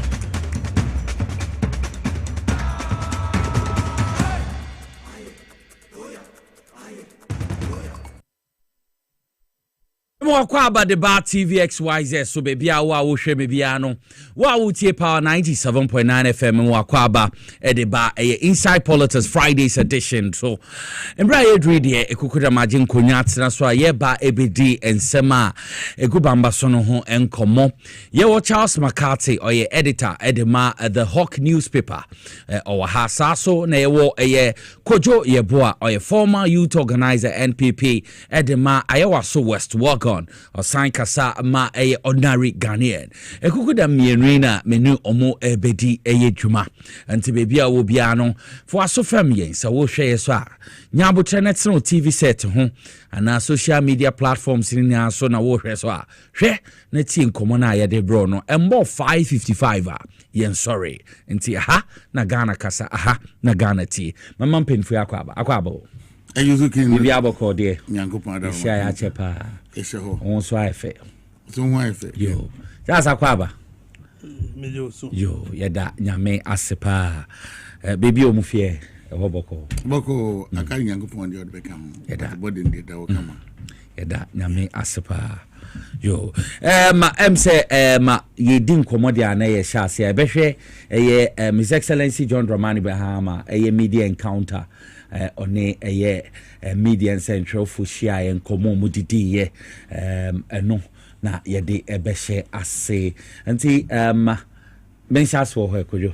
yenhwe media encounter with president kimi da ase mfa kwenye some cheti for na for mo hwe say they were when we do fiara say dia e bujaye fiara say so so bin to be bafo no correct media pon ne fiere obi a o tie dwama o hwe bia ncha kese nkoma no yenya nsa bi ni mo na tenten na ho fe bi o eke obi e akonya bi ni Nyankopon de amaye ene yeso ya betra yes akonya ne bebo ho mo de say de e betutu ni amado o tie bia hu se bia nya do adwene kakra wo fia yeso ye de adwuma eno ana kin unim se omampani de so unim so no de communication don se oye ho ade ade atwem ya chat wo ye ntwere yo betima kamana yi enura oye ade ahobrase kro de she program na se ne kasa okasa no eye perfect but ba ku mienu bi na me de ne me hu se na nkoyi kakra ma me a e good se ne no ye topic e na we sa bobom eno yo bi a ono ti asem ntu kan obeti what man say ba bia na me mani anye ho kakra ne kwa o fast wa once a case been guy in the question no about galamsey no Kojo Preko dankwa obusan obusan the question ho once a say many anye what man say ufi say Kojo bisa na saying na His Excellency so ya no say and I shebi and graphic in one side the teacher wo be enemu how see and I mean show the question what man say no oya opposition say na galamsey hu say na ka so say na number 1 no correct and ma ye ba power say ye ba ye ku ya try say ku bidie but the ku no ye ku ye do ye fa so ye ku no so onum say enkote de ye pe no what man say enti no mo de da o de da no njuma na mo hwe sane ma no anye bia o da o mo hwe ya na e kosi ya na be here some by from game o ka assess be mo se be nya even forestry commission ya ma lances bia which is I say no won't mean case pen no bia oni information ye o and o mo brief no so mo kan no crank no entry permit Mr. Brown wama 4 forestry commission this year yes this year within 8 months within 8 months ya no de my it's okay so bia ma lances wa ma permit the forest company 4 and 1 more. Na no so eh. What am I say? Won hwem kyerɛ Mr Brown ayɛ na hwan ma medim so no commissioner commissioner lances ho entry permit on my and one go for the amosha ase dey operate na owura mo kwere forest en yenya hwe wan ko budi okutu galamsey kutu gold ni ade what am I say meanwhile wo ma Ghana fo nyina ya wo ese wo ba sa ne no mo obi anwura mu da wo ba na de credit aba betum enti sa wo nipa na wo ho na wono na ma permit awura mu no o ma mpani anya bia wo na so ma wo gira so se wo ba ye wo ma single permit na bibi enti meaning say ono matoto adwuma na so no mo ye bibi a no mo information anko papa for president o ma appointment a o gina appointees deeper no eso ne anhwe ya ebegu kuo no because one yamu appoint the Nicola so yamu appointment no so upon information baby so sa intelligent about no just the other one papa na bone because baby sika wo bia nipa da no bia nipa bibini bia nti wo gine 100% wonu so bia ko ni fie and ba mampani gine microphone di ni so mampani wo when na brief ni nyina but so now o jemu di hen se nya no kure what am I say it whether Mr. no ani die no obu mu a e ho o mane ni nko wo yie what is an waka galamsey hu nsem waka ye ni ade galamsey met maka say me am ni nua Charles Makata about 3 weeks ago so what say koyoku ase koyoku ye enkrata komo mo say omunya hwehwemu aba names omu no omudumadi a omudi minister no tax force no tie no what am I say me atiso mampani a redraw IGP tax force ni redraw me eno de me ntwa wa na kre because omo ba site no omo ntumi differentiate say we obi okuta license ana so nkita line na ya form niema dem say ne de say o ma fa ho niema ancha omo no mo seize obi ho ana illegal ya okuta license but I say tax force ni bi ba omo nya abotre enhwe say we were license so say no a problem kesepa omo tax force no mo fi yi ba no de ministry ba no mo check those niema ni nya perfect ncha omo na nim omo na issue license omo ko ho training wo hiva Sanko for the venom ko training. Sa tax force for. Work ministry and now work police. We are not police for any what that. Omo na issue. Na police for no what that. Ansa na we FT we no ko ye. Eto mo ko ye dia na e band so mo nyina ntimi nya together. And again I'm saying nya happen here too. Ye tu fia kopem bole o mampani krum. If you dey na ekuo ba ko be twice adwuma ni nyina. So betima ya ada na ko ne so bia ye adwuma ni bia e ho ne ni break. Na mentwa wa no. Because obi also ya man license but mo fata so ye onye good morning na ye dika ye so ka say press conference every small scale man or secretary so kai ye never abonten baby on one lances o tu you know it's a region and you name area mu no osi no na wo ko ekwa nche na before osi no paradise or about 200 meters on our left what am I say e ho no mpa bia brand ni tu ne die no entokura wo tu egu ho no obi na obetwatwam wo death trap no ye kwasete egu won kata ba kokra ba ono no small scale man ono your secretary am I the drone ko twa ni nyina be yi kire the whole Ghana but still na me no ka say sa brand no the good board so as a board member the whole ye no anu odi che nkrofo bi omutu galamsey we no the machines na tuntokro na gu ho nyina wan kata ba kokra so no ko ensase na no so evidence say ono ano behind more also no me on the site I could try the site ababa e dey ababonte na me never dey come from court ma baba boni dia press conference wono ayi bibia na djumam ni ade no no obi dia wa ya okata so no etu etoaso wo kwa no na kotwa ni pakro no die no ode ababa chese ni die ni ni pakro no ko nyina no okata na chi ni die no nkata ba kokra so ye be press conference o try so okata so no onya nyampo mfa nkata because wo tuagu achenti team or try 1-2 bia ka nyina wange me no ka say that's all them what must say there ba ye o mampani hwe TV the mpani fo nyina hwe TV mu ni nyina abrante da so your board member the good board no me no ka say sympajanshi ye che excavators mako sampa what ma e watakwa what must say takwa simpa yes ye watakwa simpa janshi ye ko che ayi ba begu on excavators task force no ofi presidency eno mo ko mo ho before answer na baba set names no won ko che 43 excavators babe gu janshi one mo ne soja 45 na ehwe so o mo share so akopem to mo soja 45 enough ni na me chon tia say akoko so ni nyina soja 4 be 50 akofa akɔkya begu ɛna ɔmo yi nipa 5 sɛ baabi egu no mo ho bai to mo bɔ ho bai soja 4-5 ekura tuo ekura nneɛma ba deɛ ho bai a baako kura beto abɔ ho bai obi antri ma ho etuo ne yi so nya tai kata what must say so at the end of the day the authority team ni kɔ hɔ so mo kɔ yi ɔmo afi hɔ ɛma minister from minister onya ba bi kɔ nyankopɔn fa ne currency and from so there be a special operation the kɔ ne da begu enti bunya minister na okay minister wo fi mu defense minister okay yeah so soja for ne ho nti ono one ne wo friend no ka oh no ye ne ma so operation mo ye no mo fi presidency no mo ko ye say ma e ne gu ho no mo sa akọ so mo ko kai de dodo mo ko kai na 43 excavators ding na wo emrantie bo ho by almost 3 months minister fee mu president 2 kwa na no ko Japan so ka one mo gam squad 2 kwa ko yi na minister ai name was for na akoswa sankro 44 no e do mako ga room so omo ye omo adwuma na omo ye no omo ni right say adwuma no e military officers I'm telling you omo the military mako 40 akɔkyɛ mu so omo kɔ dodo ni ti no yes omo sa ni mo no omo ye omo don ko gu ga room later omo ye we no the following day anadwo no omo sa ko yi omo don ko gu e hon omo take to bo no omo don ko she ba omo tu omo guest house o no omo tu omo mu what ma say at the end of the day ma the whole Ghana now still no 43 excavators still name was for koye omo did low best and the China for na machines ne omo dia no omo na koye ya the China was no mfi incline na koye and omo kwenye tax force omo so masettle but omo fi bia de nyama sem and one the name was tax force the stay no but omo fi hu ya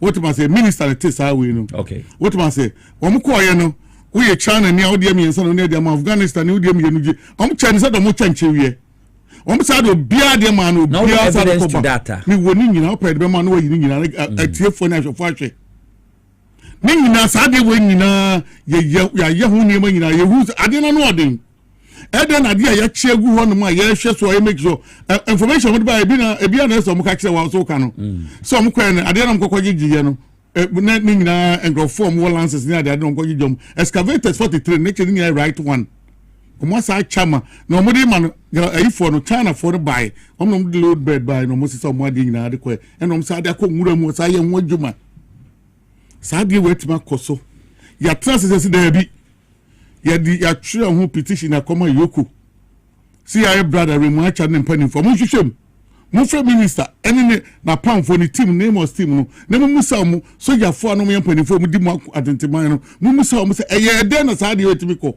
sa kwa we so up to ne yemfre ebi omugo so yemfre bi na frechas makati omo yen hwehwem evidence e wonyina tai fie ye twa no afre ne de evidence na mo wotuma so mo mfre ye ye ti kro we mu ye first one kokoye ye omkokko chisa ayi osino de no ayi tipa truck mi no mo fa yo mo de bae national security for de be du akra ha on ba ya no mo de si ayi mo de si ayi temakwa no so ehonum eno mo de twa we campaign na why na manage why na de share and so omo de baba gu ayabelenpe national security for no anyimra na no mo maso nti why no you responsible for campaign omo nim se we da ayo tracker wo hu the tracker na yeso ya monitor na omo de wonya kwa no so omo de twa anya no pawi anyimra no pawi anyimra omo twa man ebo 2 no omo de abepake anopa 5:30 no omo de ko sankofo we twa den 2 weeks kopim say no nya easy ye mini makati ye force wiase ne wonya se na gi nipa no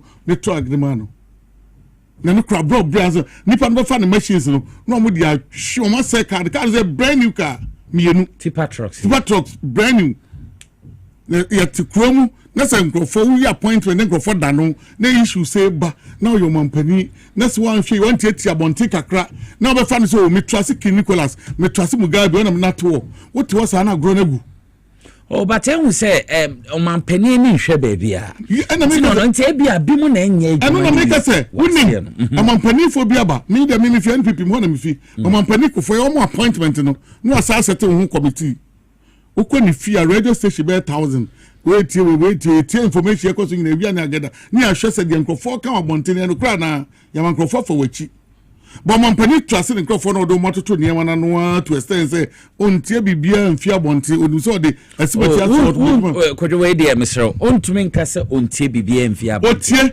but obi man information pa the minister no be kono ene on brief na no ofa we say de bia ntina wo so wo ho say wonhu obi so no ye bibi na enya utumi because ye na ye aban matima for so etimi the petition ko me the way ko me the ba TV so me press com me the ba papers mu me am the bisika ye say ma we na me hu ne say enya to anse na instantly na no obery so ye yes the previous one press conference how many months today already I check small scale guy no one that's that gold board so what that's so at the end of the day sa niema we nyina so to make sure now check sa niema we nti say at the end ko yen ya pese galamse ntokwa ya pese ko galamse ntokwa no si anhwe ye ni antoto niema ni ya ya be hu de say na yakoba yes na o mampanin say o make sure say na ni beto no mo be hwehwe niema ye ni etima ko enim nya sa dia ne nkrofo ni bi e be di ni dream any time for reshuffle any time for janchere me hwadim na me nkomimra when in crop for no leader institution and we make sure no nyina na sebia nyado but be person okono mo buan mana ko e bi ni won ma no mo do mo yafun baaye obi won ma no de ma baaye what is said nano organizer national organizer okay so man make sure yeah we make sure the tax force no thing na good no mo sign for yes adentia already sa call na dem me support adentia onim tax force for ndo mo ye we are no be sound more tax force for no ye kwada bia ye kofa excavator excavators omo ye no so omugu na omo excavator omo operate no omo kwa omo gold no omo ye omo tiri kwa China for no be omo te omo kwa gold ni nyina wa hi it is alleged cross wo kwa Memphis police for omo fita kwa omo fi ye friend say we say cropon omo ko ho na omo akọ digiska na omo asan omo ti site was omo so the question is say ni na no omugu na ye task force for no omo ko ni anya bia gold do say no omo di aba omo di bia ba excavator ba ko mienu wo be kono omo ache 10 wa ha no ya omo bo hu bai no na be say 100 omuremu na omo bo 100 ne so hu bai 100 ne ye djuma bibi e ko so nso omo dada ya na omo dada ye eno mo se mu ode di galamse ko no enye ba akofo ntokwa enye ba akofo ko ento mampani hwe no hu se one task force one way na omo di ye djuma no nya de betu akotokwa no obewie because I remember another time no omo ye task force omo lead ye no omo wina ba ye billionaires meaning boys be bro legoni ade ya no mo di animu omo wina ba ye scafo e dey soldier for no kra press men ko peacekeeping me pese me so me task force for e dey no nwura mu e dey no ko hwe bi omo kwa omo nya omo che ni afa excavator ba ku da be si abonte enti those president pro mampani mana ni nko na ba bi am answer anya me dekakra ene ora no ora me ami ni aba na ma ja ko ene busa question busa correct mampani cheche mu de man no na ano ye me na kakra bro mampani ba no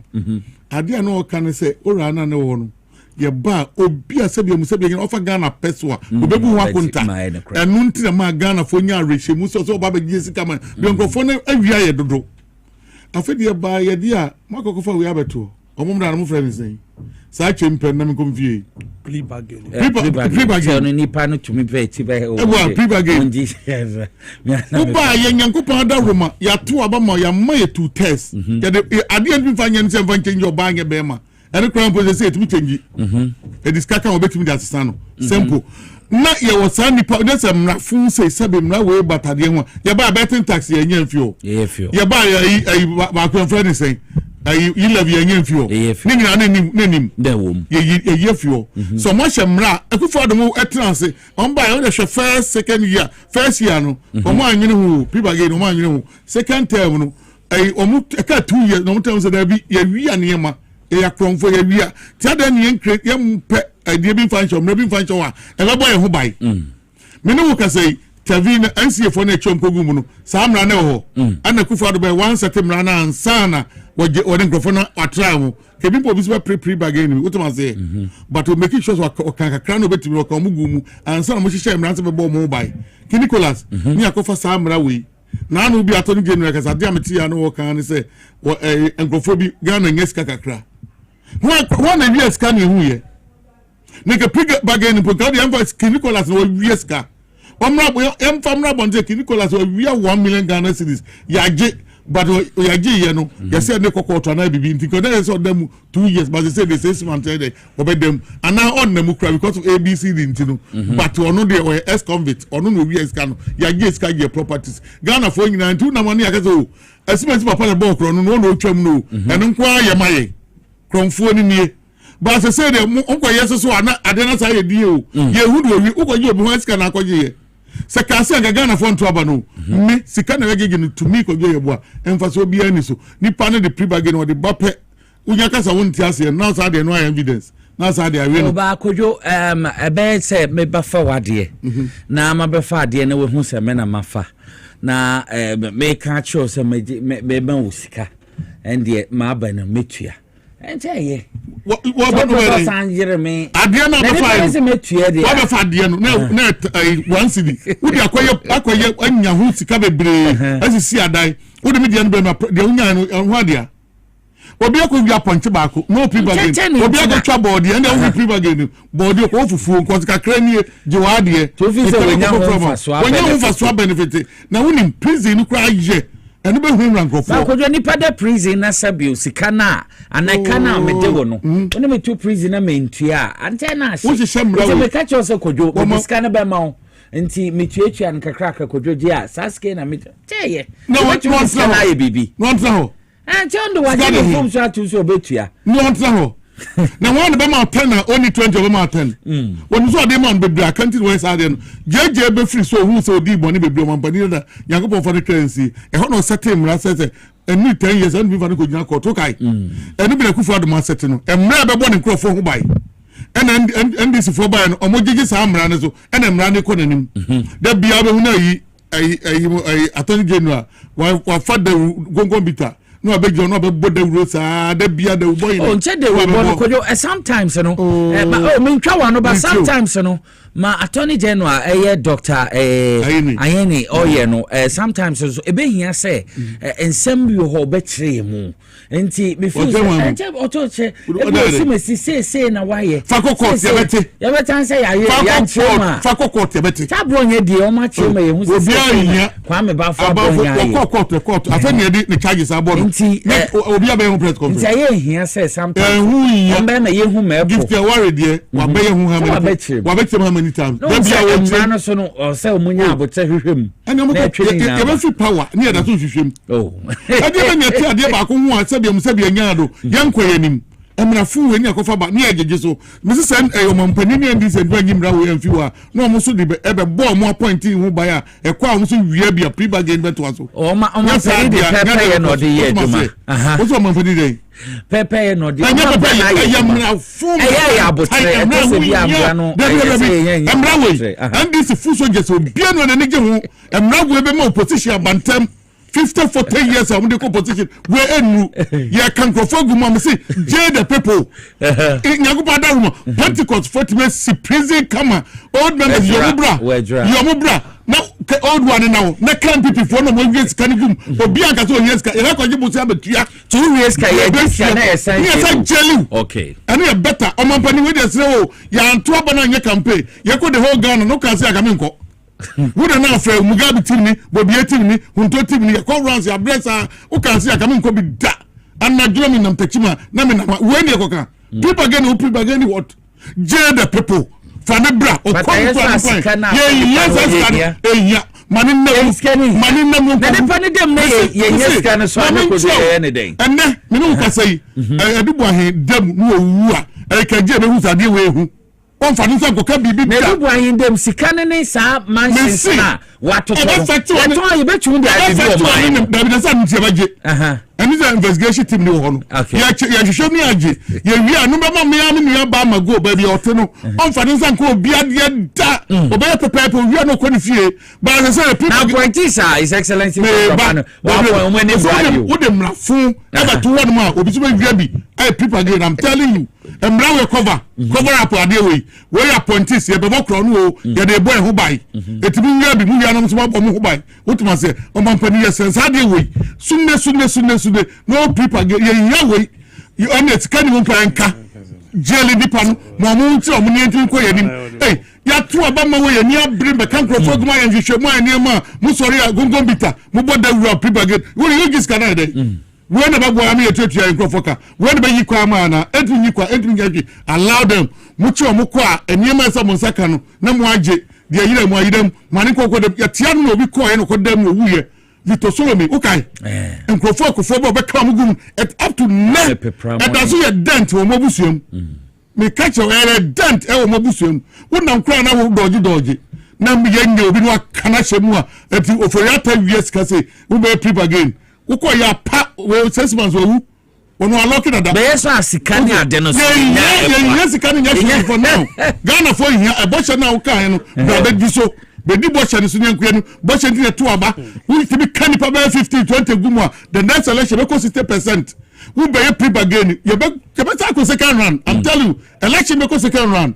At the ministers, cabinet ministers, at the Muslim ministers, Brahma Bray, campaign okay. Medium Shaman Penina Pamfo, where Suti, a customer would see where the end is Babian and the Jim. You make sure and Crofebe Jelium, next cano, baby Obia, you show me Yakaka, affected ma, affected Bushanina, a Bushanda, and we yet, excess of you quench Nitaku, no part that's to no near collection. When say we are people again, as a go for this can be a see. When no collection, but what Chile was can a cabro. Okay. Bamenda kodwe ya bo asena menko Charles McCarthy editor de the Hawk newspaper. Charles yentie we Mahamas media encounter and reactions. Yo mami na wasena mencha for nyarefo. Kodwe Kazano. Wa mo forest ne din. Forest ne 4. But be our enter permit. Okay. 4 forest. Kajiasi forest, eastern region. Busunkesi forest, Bechim. Offin shelter belt. Jimira forest in the Ashanti region. Companies in Inye. FG Minerals Limited. Gateway Exploration Limited. Ambi Limited. And a GBF associate. You sign permit between May and June 2025. This year. Okay. And almost science permit forest entry permit. And almost so me require more exploration. Yeah, true. Yeah, the buy omo PRO no. Ebetra studio has so omo maye because na forest minerals commission ama license. So anu yi omo di buy forest PRO no be kasa. Yeah, Obetra studio ha. And no Kansas no ba no. Bibi kwafo say dey. So anu yi odi buy no. It was the dumbest of all. And yet for anything in your creative forestry commission, any creative minerals commission, your water resource commission, and your EPA. Sa for obia woni tumi ya emradia shanensa. And this minerals commission ma license. Now forestry commission who assess it. Now was where your forest reserve. A new kwansi ya ma wura mu ha, na new kwansi o man permit. O man permit na is what year to musiko. Some information we na president in our way. The sector minister did not tell the president this. One country. No, means president in one can't answer president. You see, a whole and a problem. Okay. President, a fair idea of what is happening is in the government. But the ministers and can grant trainer. Obekwa could not be Jamaica Sassi. We are now man for between and no form. And no see none and cut nice presentation or cheche bibiamu kama I bedrew pre-bargaining, that is oral. Pre-bargaining, we are talking about oral. Now oba galamsen to kwaya a hoping a problem would offer a survey after that meet the press and a press engagement but be a man for cremu nema minui oral and then sa galamse deal with yes our ministers minui and the job ban will become ditch ye be kan okra na kire mo Dr. Tony Edwa kase se manko mama ntimi anko antia galamse be kwatia na aban and it appears it is showing because entokwan ye hu ba be omodi entokwan faso minister na ye no konongo kaya ade no wontimi nsua konongo kaya se deni ko so aboa no nsua ompene ontimi nsua obi opeso so aboa no nso no na oye hundede no tu ma ontimi nye opeso chese minister ni in charge na setting oye in charge in charge ewo hima Oye in charge of how determined is he to fight galamsey? But in Chomu Gusu, blue water gas here, Omo buy blue water gas, we are so Yabeka, Yabeka, Assemble. Ebia, team tax force and problems, Eba. Intina ya withdraw na ye be ye hu adwuma yi. O withdraw dey. So o marry because of how we can. O withdraw tax force be. Ko anim. Asema American train American na o di o ye de me hu wi o. The next. Anko na wa shegina na o ye de me hu wi o. Hwe. Ma men ka asem mani bra me de ti ha no. Sa ban we kɔ nanim etimi di for 8 years wo abra bo besesa. Obe jaja ndam bo so I say Mugabe gina o ye dede abaye ko 8 e na onya si obi a nka otisho so ye show I say ga won kuchi ochin kwan nka o production camera for we as though ni be akwado di omo ye example wo ha nka brabo besesa ebi be kamo I say this is 4 kakra bi na nya o do mama buy wo na dun so the 60 penny kwa ko adwuma 60 ministers pe do na qualified to bench enti mo 60 na ya consider mama nya first selection no esimu bom ho modern se ne be ya Ghana fo be nya gide wa ban ni mu no almost extended the life of the government aso bi enti se nipa ni din some money na won kan kire ni so din some money won nya ni yi a for beso Ghana for be decided. Ghana decided based on 2 things. Ora. Bomun kancha me see. Ora nka hunti na NDC winning senum di winner ba no. Mama share Ghana for boss oba recover all loot. Na ene chempe na efi. Sa operation chempe we efi. All loot adia ye wia. Wa for my asase. Wa fa ban bibia no ye begi ni nyina ma ban ye bedi ni nyina ma man ti ma ba ye e no sha se first state lands ma ye nton biu be boa e no wo freeze the sales of state land e na kromudi ye be boa oti 18th of December na ma nye president ya to abai no a president elect ye swear ni in e no ti oral team be boa and a Ghana Jews to J because the Melevo Martin Pebunumu and the do Makotra to Kofi. So these are among for Ghana for visit they are not corrupt blah blah and on the TV cameras see or mo a be a website as if I call the data PBR ya swear when you their attorney general 9 months attorney general that so catch you and say we here 10 years there are evidence. Omuguso ba menji ni say 10 years there. Oguso. Chayen kakra. Sem no doso. Na bote. U production dan kan jomudi. MCR for no. Omun kwatwi attorney general press conference awo ye ya o ka kire yen say na ye Friday o si eduada o ko charge gift o ware no mo. How many months in here? Na me nyina so ye den. Say wo basic knowledge about law kakra. And me basic knowledge. I'm telling you what the man said. Man also mutuminya evidence in you could. And onya evidence Ghana for say I am charging them. Just so far na mana we nya na obe brief yin. And no say don't spoil the show. Call him. Me say show. Call him. Me see so production ebe ye fair to your listeners or viewers are. Pull it out. Dominic Ayoni, Attorney General, not all address press. Our catcher Ghana for say, why you ready? And that the coming week, obe file it, obe press charges against gift or warren NSS for no. Wankasa, are you not aware? Yeah, aware. And also no one even obe kasa. So no one investigation ye. Not only evidence and obe yes, kasa Ghana for that he doesn't deserve to stay there. Immediately, the president declare if you honor. You don't do that. You don't play on the emotions of people. Men fire green near grow because you're near break. So I say, we are serious people, a serious country. Don't mama in 2024 December. Okay, or say there is a reportage I'm sending my production, but abronti enyehe. Omo say omo nye enyi mame, but me madie. O see, John Mahama vows to prosecute Akufo-Addo's corrupt appointees. What has happened to that?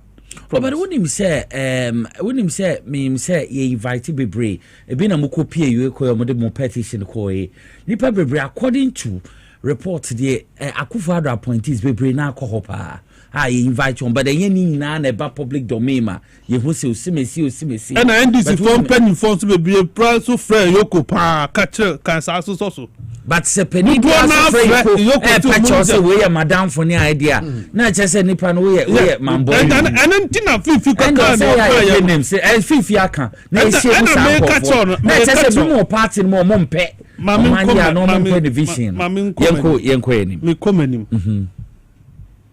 NDC campaigned on reset agenda sanity reset here dey say ye sign ye bibi ye she bibi asefoforo good enti say ye she bibi asefoforo na Akufo-Addo aban e di levy aba o she boss o ba obetwam no kran so o ba ye ani nansa e na we ye fi betting tax we ye fi enema bebre and I double tracking asifo nyina watete committees a omo ye hu adwuma left and right the reset agenda no wa sanity eye den and Nicholas plea bargaining the President Mahama ejina ka kire yen say eye mra na 11 na nyemra eye mra wan yam fi wo ba na ye owi fi wo eye mra boni o yi fi ho yes eye mra boni mra na kotia Ghana fontu o yi fi ho ye nyina body no so me bo betting tax no say kotia mabunu into other o yi fi ho ye nyina body no so pre bargaining yes ye mpe pre bargaining Nicholas ye mpe eye mra boni enti e manin kan reset agenda ho na yi fi ho DVLA o ma DVLA o mo old ayi na ho no na akwabranya ton sa asase no me wo krom he e wo krom e wo 37 no obi aton ntimi ngin sa asase we mai mo ye pre bargaining so mo develop so mo ye pre bargaining on this land na when abeji na ewo mu no tanya hokoba prisons he that is the problem and pre bargaining me there Dominic Ayeni di aba be go position man mijiri ma wan kante Dominic Ayeni lawyer mo de ne sa no di aba no DVLA I say what to me could develop on land na land can you go asasa say ye di mo sa business ye di mo ko betimi aye I say what is mami nka we be say munya abotre e ba kro mami nka can you go last mami explain sa business e butter butter no DVL de na butter ya ban e na kotwa aban asase Ghana Atomic Energy Commission for asase e na ban akotwa ma developer bi si adan we na emfama police for anyo no an ekopa asase David aban asase okay Ghana Atomic Energy Commission asase na wan dia no wa kotwa ho ma developer si adan ma police for na be fa we kakaka we no be fa airport no be fa individual why we ma service na unto me betumi aye na we na me 9 months nye untimi nkahwente Ghana for on this assassin. This was not a bargain. Ya binu ye because you sit 4 years the mama you are not coming back. So ubebe tiba be ye na opese wo ye. What share boss wo the legacy term never. Sir, noise makers ministers we. If you don't take care of them, they will spoil your life band. We Oma ye nsuo ombeta say o live band. Too ash. No. They are rent. Oja omu the way our trust. You see, the president attribute anke ye. But unia be before ya there sa attribute ni nye. Say many we no mu na ye adwuma timichi omu di. The people are not honest to you. They are not truthful to you. So we ti anko ye no wan national security o ma correct data. Ma correct information. Now konya national security they are in collusion with ministers. They are in cahoots with ministers that Nicholas, they will continue to feed you with wrong information. And the only way you can get accurate information is to put people on them. Check your way, they find information. Then you compare that information to what your minister has brought, so that you'll be able to hold them accountable. And now President Beshiaye, you see, I see what bias Mahama one. Kwamadonko, no energy minister, yeah. Kwamadonko catch Ghana for 1 months or voodoo so bad. Or best time down. For man time. And it's a net who the Amabu by any minister. Ewo, your friend day, forest and mining this thing. Now you will issue with Galamsey. I would expect benchmarks. May expect to say they would have been benchmarks. So my young minister wait there. Within 6 months, one man saw illegal man Yanua. We do Tibet so you are gone. So one man never be sir. Nobody can fight this. This is yes I deal with. Because Emrana ye wo Ghana hano. There are no enough laws in Nicholas to fight illegal mining. Yankasi gold to nye. But yes, men to gold ewon men to gold a forest reserve. These are the two things we are fighting for.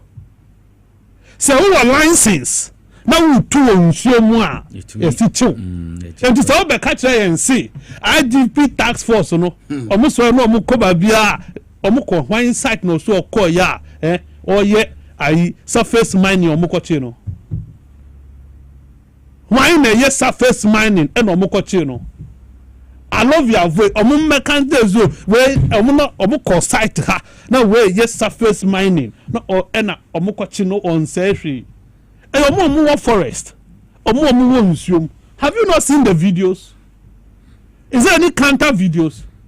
Someone say omu akoji bribe. Kinigolas. Obi a oji bribe. Etiamra. Mewa. And the president mama who information. Say IGP tax force no akoji bribe. What do you do? You deal with them. So you see, it was inadequate. In fact, otherwise the exercise was a fantastic one. Presentation, there was fairness and everything. Time or no, they were on time. Unlike Akufo-Addo, there no more bet now. Wow, bad time or no pay or bad no be kasabi be near what I say. And you ni but Saturday me say President and share Saturday we no legacy terminal and legacy. These two things: illegal mining, pre-bargaining arrangement. Attorney General Fufa by Wabejia Tum so the Beye Dumano. So one can as a man, as some papa be and chen or daimua a begus out by way. Nicholas made the Manukosino LI 2462. What is making it difficult for it to be scrapped from our law books? LI 2462 na a woman a timima obi to me man permit man ko forest no. And then a prevent TSC ye be ye for then ama any year din. Because speed that ye di levy. Speed that ye di betting tax. Obviously painful delay wo home. Oh, they are not ready to do it. Because the same speed of mudi ye will bet me. No DNA can't here or feel say or say it to me. Samra way no LI 2462 there's a portion of it Emma president to me so omo will be permit a maneuver forest okay. Do you get it? Yes. And yes omunye sa frame nim fi ho. Say a bayan is difficult say obi betimi akofo like there will be no permit at all. Just change this thing. Ayadin Kinigolas. Till today proscribing forest entry has become difficult for this regime, and I think that it is not fair to the people of Ghana. So I say, I no pay any problem, but I don't know. Largely, it is because the people at the ministry are not telling president the truth. It's because they did not brief the president well. It is because the president was relying on his ministers. That is the issue. Now when young country Nicholas, it will go and come back and hunt us. Ghana for being more no more not the din and more casta and if you want this government to succeed, you must tell president the truth. Say on checking the ministers, no. On checking the ministers, no. If he cannot rely on his national security, he can use any other agency to check them and providing with accurate information. Holding the ministers accountable. Some of them are very, very disappointing. Some of them are very, very disappointing. Yes, I'm going to pan Kasao. Uncle Hunu and Neje Dedi. Some of them feel yes, CEO, ewo gold board. What is it about the car or sorry defending? No, I didn't hear. A Juman Nankasa a project president could deny her or the gold board I say. Where could now was the gold board I say. Because a Juma pan a gold board. When you work well, you won't need to beat your own trumpet. But Omwa to me no who press conference no musu. But first and trust to be soon we are saying Namona Musha and Namudin some phone. And we must tell people the truth. That's it. Maybe catch a movie video in studio. You see, Akunta mining, any Transeco mines, who compare devastation. You what say assassinate? I can tell you on authority, the Transeco say assassinate Akunta mining. Meanwhile, I revoke Akunta mining licenses, not Transeco Yeduma. Who does that? Are you committed to fight the battle? President Baye is the president, he can't do anything. And was selected top 60. Top 60. Come and help me. If you cannot do it, if you cannot help him, don't pull him down. It's a bit was here. We want to say appointments and Katiboni be more. A be near Germany. A bit there. A be a bad beyond reparation. We had to train you. No answer says the son. And the son. What's the son? What Jelino? The son now did not could run money nedi. But there are others who are doing fantastic jobs. There are challenges, Beba. But obey. For instance, I mean, Kasemcho. Okay. Energy minister in this studio. Me born a tea and then you have pro. The do so situation, what is it today? OBBI, okay, I light and power stabilizer. You see, the man said no, me Emma do so gusa ban we wufi me boa and ye three say yire ye ho katrano e wo studio ha yamfa anteno what is it ene wa solve problem no ama obust to say do so is a thing of the past. Glory to me, I glory no. No, minister. That is it. And this amabu anomo. Dominica yanimu ye kai. So mu so mu no mu so be ye adwuma aye adwuma di mna be ye adwuma mu ye ni ye be betan abo mabaso. Until that, ye bi ni mu die ye gi ye wansi was say we will not let them send this government to opposition in 4 years. We will keep on telling them they can decide to broadcast everywhere. And so you see, I got for answers. Ebeto. Ne the number na come there that any juma. I see. No more my power no. No ye kasa. No my power no ye kanokre. Tinda zo net to me amfa to me hu bia. We will tell you the truth. To be anka so the to me be hu no. So we nim nya maker. Ko anim. We nim nya maker. Me amfa to me hu am na amfa court hu am. No me tise wo go dina wudi me akokota me share wajet papers no because answer na me ka ho asem no na me nim na me kura me nim na me nansi so e gina so kini golas entinu empenifo entie to take a whole general secretary of a party so be ko dina a lawyer for him akatro mo se ye insiders amanfo wo ye party mo ma ye omo ho merchants of corruption or mediating corruption or bargaining for looters ba if you say this about only cabinet will remember general secretary of a political party, do you think some person be good in the party who animals is ana? And yet, but we are doing no drew. Nicholas, it is just 9 months like more cano. But one can in them and so I don't know. Now a year deeper. At that time, now so had I known so there, it is always at last. Who is that MVP? Na bibi wo meti na ye nanka election 2024 results na asesan komanye very good so no mo ye nye because no mu nti afutu aba ye kan no mu nti ontini ye kan mu de mu pa mamu mfa the president mu pa mamu nye hwehwemu you come and speak in the public we are na Ghana for to manu asi so because you are giving information and accurate. Nemos bayi between Nemos and the IGP task force, IGP task force, the Shasans and Nemos Uba, whose duty was it to coordinate the affairs of anti-Galamsey task forces? Must it be the IGP task force or the Nemos? Oh yeah. Why yeah? And now make us or my young konongo kaya. Yeah, you better studio ha.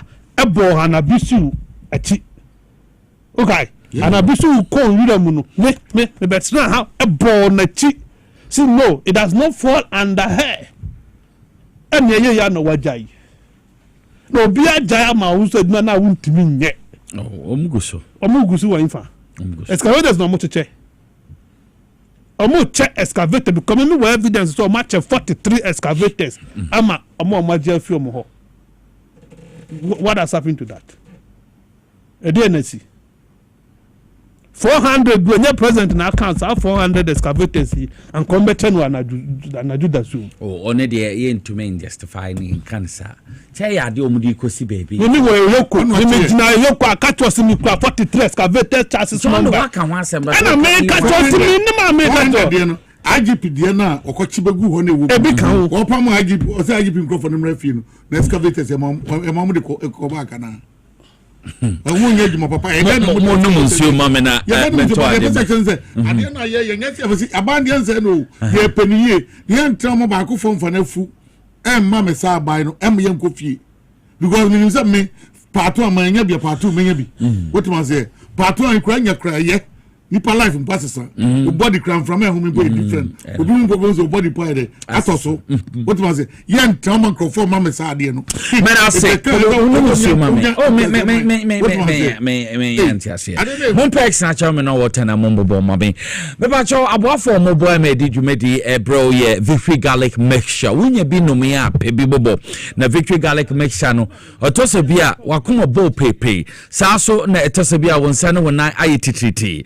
When you see your kusu, pe victory garlic mixture binabobo pa. Me pacho bebre, a bois mambo jenny fruit sunny improve blood circulation.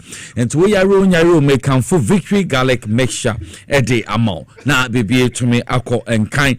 One cry had the alcohol kings work herbal. To do be a penal when sabe to me aka Kaiser pharmacy and a licensed chemical shop. And some herbal shops are to apete or Ghana in our car when sabe to me aka victory garlic mixture 020-1293-280 and a 0242-545633.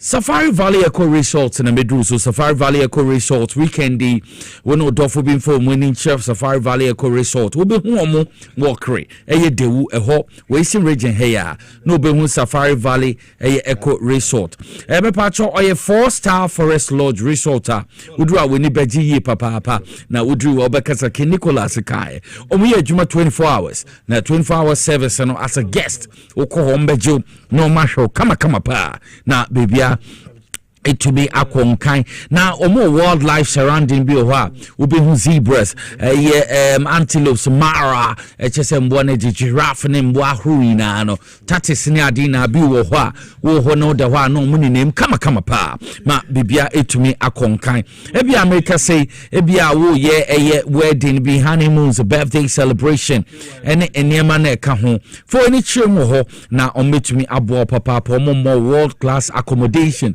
with a private swimming pools, a recreation and a restaurant service. They are continental and our local dishes. Nina no ubenyebi. We almost supervisors are well trained ones, experienced tour guys. And also omebo yipa na bibia etumi ako and kanti sa wuti for any chemo Safari Valley Eco Resort. A biom omo a hiking a cycling, horseback, riding fish on the man-made canal and sana 9-hole golf ni na no koso ho enti Safari Valley Eco Resort wo hwe omachi akwan a hwe na tie ni obehu omo dewu Okra district na bibie tumi akọ enkan sa for bookings and answer for reservation for 0596 914394 na bibia entumi enko enkan esa enfemo power specialist about hospital Dr. Akosi Eduya yemo achi yemo adwo yemo aha wo bo adwuma yipa ti chiao abribia me patcho power specialist about hospital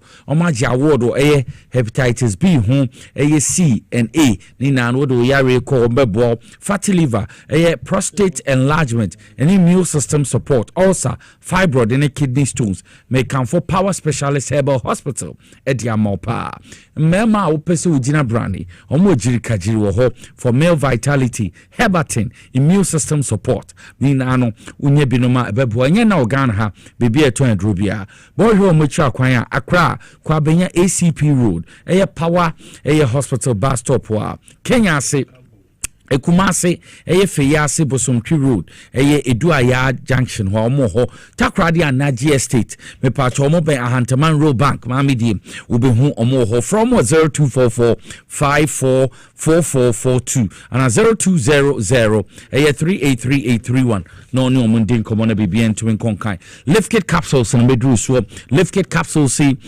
capsules a unya bia bebo papa ebo digestion sa so na enhance metabolism enyama bi ambo di pedwene beyini na efi ho support liver function into Liftkit capsules na make come for more kai say woko pharmacy any herbal shops at wapeto Ghana hey na edru ba ko pe na edi boost immune system no wo yaro bisa se ope Liftkit capsules na ntumi mbo epope ho asem bisa from edimosis a omudi edre bebo ade wo 0244 06 8447 0244 06 8447 no nimpenim for ND enkomo Sa medimosis and control say we say month of September prostate health awareness month and this a wutimia medimosis dey ebani area friend prostate today omudi hu anasa omobo omo body wo de we record ombo ye papa into omo say join no mo no mo ye free prostate screening wo medimosis branches ato apete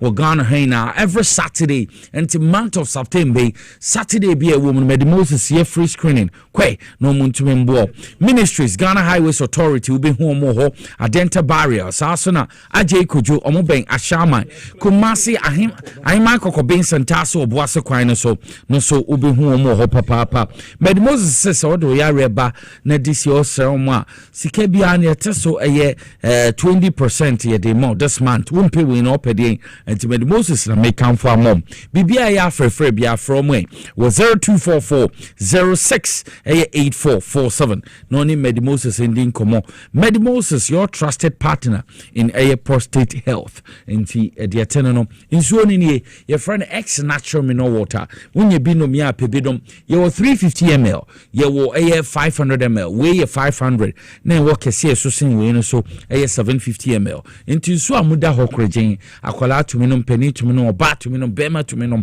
kai say friend X natural mineral water eno na make am for e de amo pebina bobo pebina nonom na embo ye papa ubetumi ase wo parties family celebration occasion we ase your friend X natural mineral water wokọ melko ma won se betumi akabi shop bia eben wo so muto nsuo no kase wo pe X natural mineral water wo so ni bia wo ton apebina ton wo ba XYZ broadcasting ya himfie ha ye wo osu Abrebrese street dudu bi ope no wonsa betumi akabi na bibia etumi akonkan 0596273546 0596273547 idino ye X natural mineral water ye simply natural.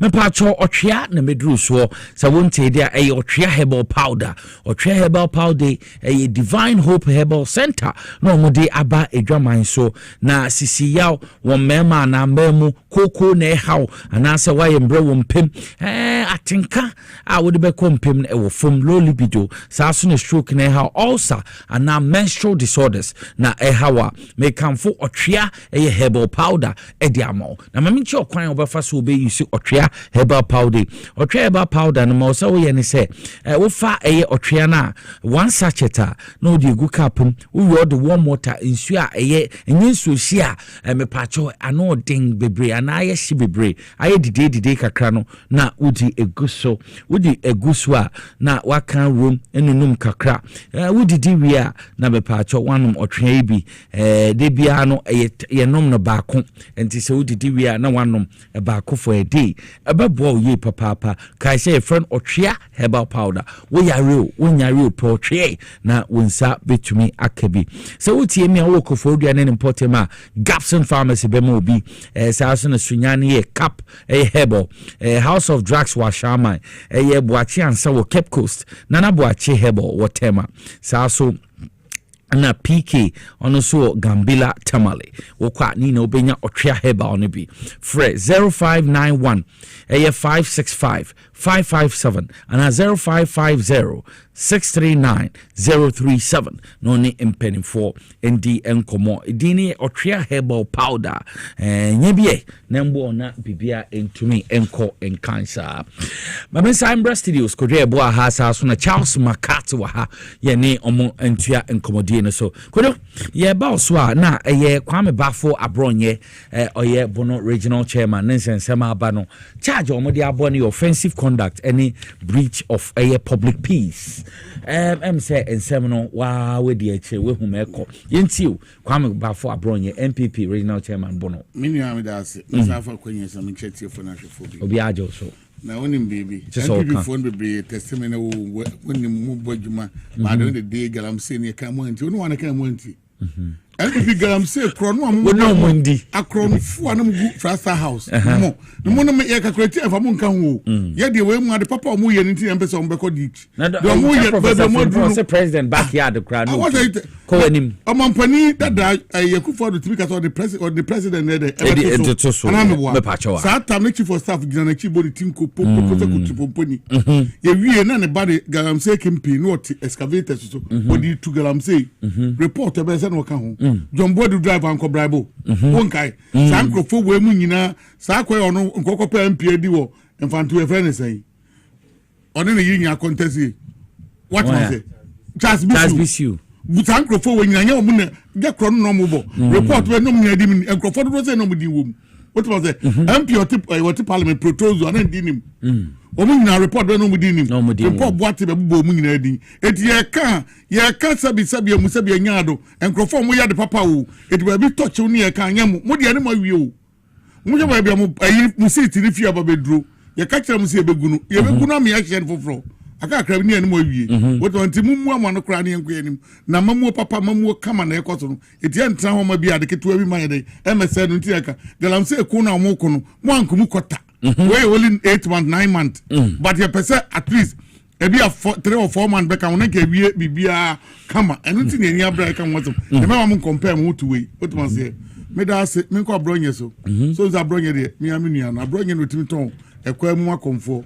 enti abronye ni cases no anu e de oton ka kwan ma akomfo ba what man say ti abronye sa story o ne say ye mono afo ha ko wanyo obi amu na okomfo what man say wo wi akoko bu so no ne wofa e friend say obi bo ahin say no adwuma no office no change figures scale figures what man say check I no trade different one no sign bi what pound if you office wo e ti abronya dey say finance ma say nyasem a e ti we dey normal one comedies no mo yi e me ma abronya na komfoba no wo kom hye nkom abronya tuma pagina ko gina kwa mu aton ama no agiska dey no ntimi ngebiem but they make can say NPP for no money abreni ade no me mo fa abronya special e party no and she share na funtia but this as a party to two near year and as a party na suspend abronye ka abronye nya na case we kan party ni ponye den enko nka ho because all your regional chairman na yampi awoto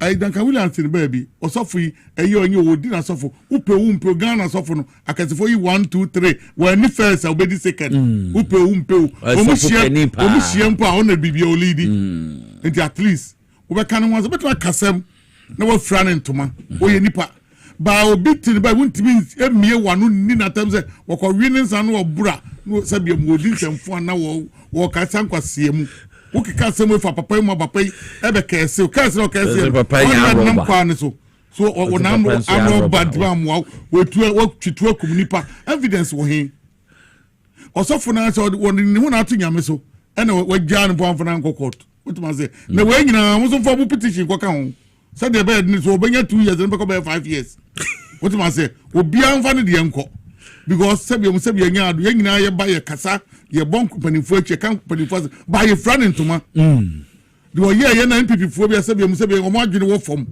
na mo time di wo echi ensemfo a wodi hwe na no woni kana Japan fo di odi na tem mu kwa de otimi che so ayi camera si so a obedi obi atem edi ene bae now they come for ya dia kra ba sebia nya ado enka papa na ne enka step mother na sebi kan hu guwa nka wo bezo ko ye ade ayenye IGP nya kra de IGP ye ni Ghana police for nyina police ni ba ko kokwaje busi bank 200,000 obetugu nkrofo so obene ka so otua we omunim de wonu betima ye wetima so after mo video no kokwaje loan 20,000 and over to go so keke said the be no no bo amandezo ogoje lo be am ko yo ko enime yo wo mo ye sa ni tie the police for what trust omo go gidi o papa ni mu what ma say and waba na wo didi na tawe so etuo ya normal guns nyina so ja for na ehye dem o police for na wa bonti ni nyina ono leader no da no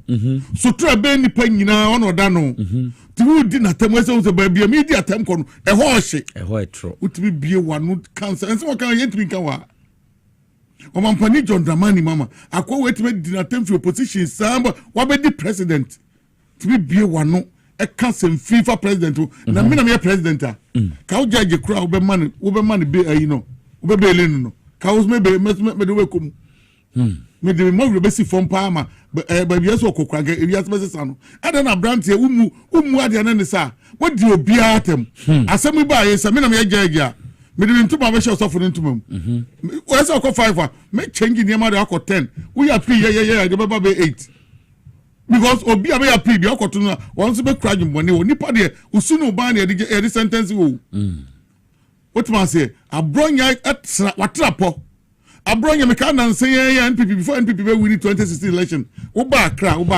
atare ba ko de ko o na abronya wo ba akra atare ba ko pe we call radio station the whole be 1 week na nya tare nche e che ba ko na wo che NPP before mo UK ni US omko ha che me ho ma wo do me pillar 2 aduane kra wo nya bidi ho mo se kra se bia nya do ayi ensu abono na nne se bia mo NPP aba power ama wo nya niema ama se bi ka na ya niema what man say and na wo the tundra so ayefo ama sabi tundra no so mu ne wo ono so da bi mu ama na wo tima bakra be to down Paraku estate because NPP aba power wo abronye nipa ni mu ye wo ejuma be no ayeda unye obi a wo tima to down Paraku estate ama yeda so hide ai because we abama sabi party omunim nyansa wototo niema ye afa Ghana sika e de amaw what man say uja oni chimpasi there's no different any day nipa de ntumi mfa nto chimpa wo bibia kasa bia ho kwan na nipa ne chimpanzee de kesa why president sabi president so waje atum se nipa ne chimpanzee de why John Mahama Jomama branch FFF and ne oko baby and one Greek minister. Dress or the nam who di papa we atem. Na Jomama ni niamu, omujina ho asabi, nipa nko na omobusem nimpa nim. E mema ma ahofa nyansa mo no teacher bibia. Wo sa ade we. Wo so sa anya Ghana ni. Ena me ya no. Deportation ni kra me hu de omampani Jomama ni ko. Kwame nya Ghana. Kwame. Oni papa bedo en ne tu obi. Kwame onfi oba bia. Sa to ani ma me wu ye no. So as my party be a baby a hone ebe wo nti enti won fi ha ofi Burkina e dey say no e say deport no Dumase o he Dumase na busu afọ ye hwan eze na busu afọ ye hwan unya Ghana ni so adon de wo ye bibia na wo hwe ni Ghana fo na eto kwamba fo ayo bonu ni ye de watu obi ye be wo baby a Asante regional MPs be brave po mu dis now ye nkofo mu di MP omunya asantefo e sia consider mo ya be wo de hanti e no mama kama semki onye Ghana ni gitum ne papa ne mama mfia ba akukura mfia won be do kokoo ne tu kokoo wura no wo we no de to no what man say so at the end of the day aden na wo ba yiwe e wo ya no wo person say wo na buso na obi bo ahe da bi obi bo ahe papa e no be do no e no we no de to ye ne to no to obi bo ahe papa na de to no won ne papa ne mama no be do ye and they to no mo the obu laborers no mo what was at the end of the day laborers na no and no dey so I'm telling you inna it is what bakra ne Nyankopon ada Roma e brabo de nke boku anim obenya bibi kakra na nko nya ntobase na sa ne ma wakoso nyina memre mo obi asa npipi mpanimfo abante din samfu sei na musa di nachi na wo aiba wo ye mia odada ya do man na ajamade wo sa di so e kan samsi asa chichema we ye chema we sure say NPP na omampani kufo mo da rocha mo alanche matemo tete squad no mu di animu no sani say be mu di animu no ko be chairman no wo be kai a wawo region buna hafu ye chemu no na main chairman ko Bono East na second so vice promini oko Kenya say mo we friends chairman mo nya accident we no ko Kenya sini no ntia na jombo edum ye automatic is sadia second vice on be chairman no be chairman but no be chairman no moto no so agbe as o behave as o kasa yie ana as o timi hu say oman no na you officer ko opposition ana African you know we opposition to say mura we be bia rough ya chiwe betima punish o na me police for no po ba bia ne kro no mo punish no sami panga me police officer wait once you draw be a man who one wada obetima ni obetima ni ma wo pani boni me ba bja ka me ka betima ni ma bo police di omunya sa me so omunya ba ko gye bo na ka nya kwanya we me mfi wa no kra emfatao me mfi wa no mba emfi wa no wudi boni a we wudi boni a wu boni a no what man say yetia and you say ensan ko fo wudi boni akum nipa ye say akoyimra na fi of firing squad ye ensan biem and na mo wudi boni that's what system ni mo ada na only minister of obi obesan wudi makoje bo awo sign wudi kum nipa na to wo wusika is in the Bible yetima ama yi say obi ebe ye wo so na ye mosimra no oni ye ba new dispensation ye koso be ye ni ye e mosimra no ba new dispensation new dispensation en kasa ko mosimra no satam na chacha na ho ye ba lotto ye nte ho national lotteries chief executive motor for na the bag eno lotto for the Jesus Christ or bon crofo satama ye bo na send you no so dem omobo omo ya harvest no motor na ni bre so don de ni nyina anye ba ya ti be hu what man say enkrofo bi ye niam o ma we mu ase ahwe ni ye be sa de abronya atra ba bi esoko entu ye NPP ni asa ogire say ba bia wo koi e president o akufo ado to ne e kan ho asem obia na otibi di na 10% na 1-on-1 den ye ni da ibe fran ntoma amamu na wubuni amamu fo amamu tantai eye normal toto niam ye ka IGP ne ko fra IGP ba bia ko ye se ni sa wo ye sure say ye panimu enanu se ne si ye se de wo ye ni se edru se de na wo ye ni se fran ntoma enti wo ye se ne sa kwala mi mpoti mpa se na obegina fa ho ka twi ni ma twi ni nya de but what twi a obewu se bi aka bibia kire no ba no no sound bad obonte ba wuntra bonte se biamu se bia nyado ensi obi kwase ani natem se na adwene wo fom na onim nyansa sense bo wi se yi IGP oni IGP na adwene wo fom wonim nyansa adai adentu su ade papa pay abo breadry but adai bi IGP mo enye ba bia what dre ba bia totu niam dre ni enya mrante bia se biamu se bia nyado mumu wo mu no mo so sori no mo aduru honum na me em nwa so mo kwa omre sa Maria we no ese mu ano de mo fansi awiem mo fansi awiem Black Maria no mo fansi awiem no hyem na mo fan ko dem ba bia wia wo no hyem na ba ko answer na wo de na Asia enipa eswete pa omo ma ne hye container mo fan ko dem answer na wo de wanu di sem ye mfantu omo so a TikTok social media almost saw camera see almost no mood diatem was an say ya match chibi yeah very first to mo ko so no ni atem me ma to before exactly the hot one now say be nya do ewi ase kwa kaman wo de also be di panimu atem a se nyanko kwa daro wo ya na atesi ni afaw ya wo na wo ko ya man nsa so atem wo mi ko jo ebo ameka obi enkanza wo zu ntokro de mosquito so beto awuram edu time baby mosquito mpuna no na ya ko so mosquito anadro mde ko sim no mosquito mpuano mosquito omu da busa wa yin ga na we make up no omu mosquito omba omu chiwote tutu mebe na omu ba hye no heavy no ma wi na wi anam na ko se awiem next Friday oba ye pe court che ya e bia 6 years 10 years o kire bia afoforo de betu omofo abrantie de osisu awototo niema ye o wo ye on hye ye unya ska obobra pa ada na unya ska pilatu no obepe dayato ada na ha na obepe dayato ada no anta ngura mutu wadi oba kromu a na wasua de kromu fo ne ye di ka ba ye ba ha 1990 na anu last week na ba ha ye nya sa de ma wo ye bi otuma se etimi de ade we nya fe de betu obi fo o mampani sika na ode ko no ye good o muntwa obi obe ade nya bia no ye make sure ko jo ebu an meka se na nya ye mpane shi bibi na menu se me sa tem de mi ko di bi da ye betu fo ye be kan se de ba ye nu sa we abro nya ba bi okona no odin Badanka Williams, I think was a share bem. O shane bo shane o share na. Wonam pa mo se die wonam kwa so pepe no obiem. Ene mo bi. Meda say o nam bia ncha kese ye don ase. Woni bibi. NDC for dodo na esu. Dodo na esu. Ibi de ma no usi no. Omo musu ni dawson. Ye nyina ntim kokum e woso no mafie ba ye na enkrofo bi am praza om de aye nkwai. Obi ani bi nipa mienu miensa na edi. Appointment e Charles ka only 60 pe. See wo for so ye kakra bi. NMC ni DC for so ye kakra. Wonya sa opportunity so ye ni what ni ye. Mumwa omo for no mo baby. What ma say? We sure mo no mo ni ejimi. Person no obi chia edin. Wo obi a chese ese ade na ne dia.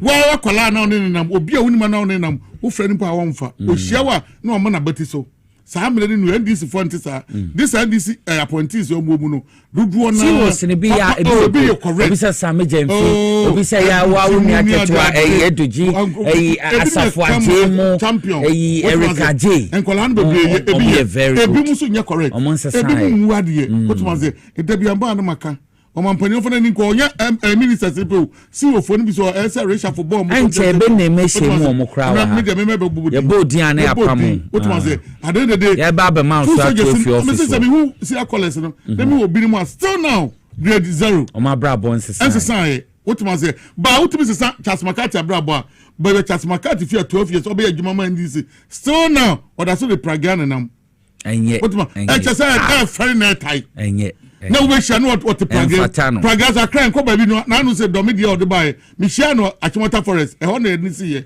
akra pa na prabia na mpwemu serious eso say akase obi fi say wenye skill enya no ajuma na chance aye the whole Ghana for almost 12 years no ne ho fa so ne say ontiro kada kra prabia pragia na papa papa na from abo India dey ya be no bi no na facility dem say nkro na chechi ne do me ho na eba enti wo say baba do Achimota no fear foom okohwe obi onya taxi and of fire no be the buy e to be gina kwan no sebe me hu say ablem pe so prabia na send this for omunya changes omutoto niema omuma nkrofo bi eni yie omutoto niema yie na ya sadodo ni nyina be kwaba na kakra bi na edidi mombo abra di party ase ndom na yensa ade mommo ni pabra ku a oti ase yeso wo wi no be keze kodwo ebo aye yese ye ba pa wa no obi an free obi an share obi wotuma se etime sremo me kra na me phone enu ba bi na obi ti se si akole so mu hwe na kwa chase ke wo de hwe we cameraman so mtie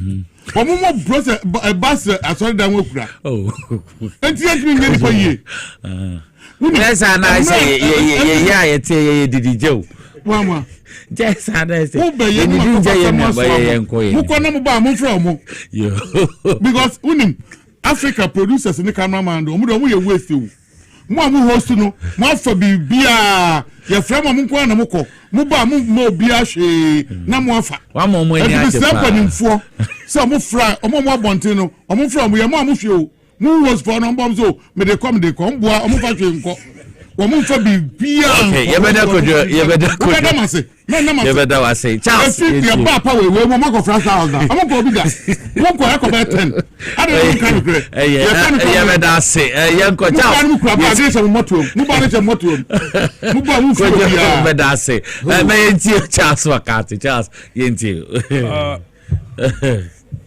abronya ya jelino na police prosecutor na Lawal no pay 2 weeks.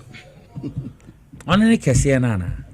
Ya mu se kese. Okay, me on en mood no. No pay 2 weeks. One not 2 weeks no. Onya 1 week. A lawyer for Koye. Georgia Isi. Afenyo Markin. Freddie Blay. Any Godfrey ya Oluma na Sukobi Godfrey damini mu nyina koye ni nyina echi no court say ese Kwame Sako damu 1 week because ojana obetimi adwane because Kwame akasa letter say of amnesty of secure asylum say omanimu ayehu ontimi entra ha but yen can on record say oman chi Kwame Abronye because we DIGP atem chi na omo chi no it has nothing to do with the insult as bad as the insult on the IGP may look no enye nunti ena police for chi Kwame nunti omo chi Kwame ni Kwame atena ono YouTube channel Ohia TV yes eno kachre Ghana for say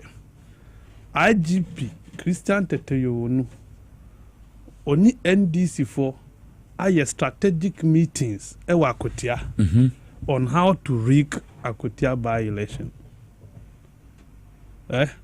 where asama waka to IGP no so IGP peace officer chief security officer Ghana ha obehwe by election so serious issues about security issues about or you involved and this uko can say na amamfo anya gidie wo sa institution ni mu a you can imagine what can happen and your can say IGP ni NDC for no more strategic meetings Akotia just to rig election and then before you imagine so the sana tie there ye ntie police for ye de mran be she nzania ya ne ase ya anka officer sumnye ba Akotia look at it we enomo say onfa ni nyina so emra because the ube kato IGP ni NDC for na strategic meetings to the extent say omaye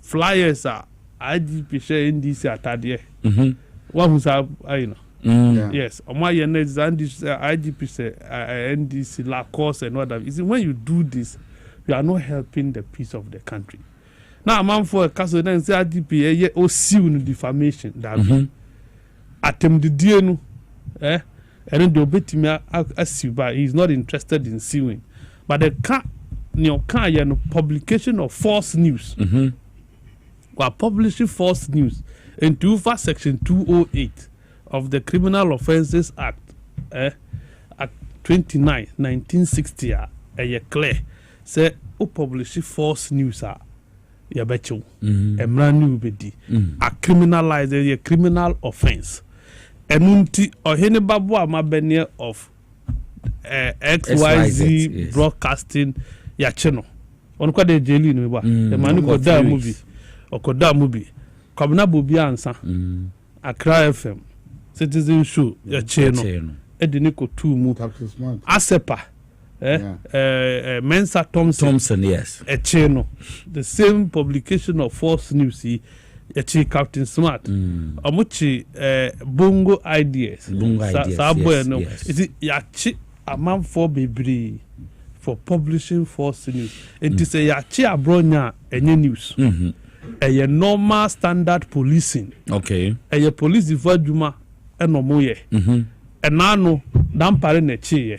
And ne under Yohunu and Omoche. Ne tiani se Mwanga se afenyo maki mbeko court. Ne so mucheno court wa. Afenyo. Oh yes. Bien why just afenyo ambo police ni. Obo police. Afenyo ambo police. Mekai pa obo police. Na suppose na mo hwehwe na mu na mu hu no court na mwanche na nta Black Maria no. Se mo hwehwe na mu hu na se speaker and release na nde wa bedru court na mo hu na. You are wanted man. Na mo ache ni dia tena ai Black Maria no mu na mo de ne ko. Mo aja afenyo maki osagwe na nto akoye dede kwa. Oye demonstration kwa. You see enti Kwame de ya che Kwame. But yamma manfontia say omo anchi Kwame so ye MPP ni. Na nyati Kwame gina rally ye MPP campaign. And omo che no. Kwame was working as a private person. Our studio or ye nedman no akoka ho nsem ene ho abasem. And they should stop painting the picture say Kwame abroad net DC the regional chairman or Machino no. And the host of Ohia TV. No Machino. And no Machino. In line of working as Ohia TV host. What I say? Kwame abroad nankasa o kwanta no channel na obekumba bi ono aka say obebie sa channel no. Is on record. Say MPP General Secretary entimi nkyere no because say ono ane de na ane sika no de ewo honum e ono ane de ono ane create new ope e no beka obeye yes it is because no ma ban from Wuntumi TV anything no co creative way to spew garbage to spew nonsense I say and this MPP ne create here and MPP ne man is scarce on fanti. And the young people in the shah saying Kwame has been arrested as a private citizen. And say MPP edini hu dimwa then you bet me as MPP in Sumano. See Uncle Kanye or Kantia Kennedy. Nya Okikatia Duncan Williams no mo. Nya Okatia Brian Nyinano as MPP in Mubi. Freddie Blame Mayetia says he is aware. Because Kwame Abonye knew Bio school bit my Freddie Blair as a lawyer. When was the last time I would see Freddie Blair at court? Me take cratch. Na Ben a Freddie Blair. Freddie was in my Blair. See what court to still or defend you be. Me take that. There is one a chance here. Ohia TV no. Or na a chance here na. Talk was a chess or support. Na afenyo marking. When was the last time I found your court? Me who not it. Me who is ache. Say now fenyo kwa is afenyo no na ahye kwa me kutu pass won di Kennedy no matem. Omo na ti channel na manana. Omo na tua ho ka. Is that the case? Say nya sa na tie dia. Adana MPP for lawyers nkwan go fe dam no mo. Enyina ko omo nim hu bia na. Ejuma kwa me ye no wo Ohia TV ho no. Omo fuaso. Na bia omo hu no so ye omo party.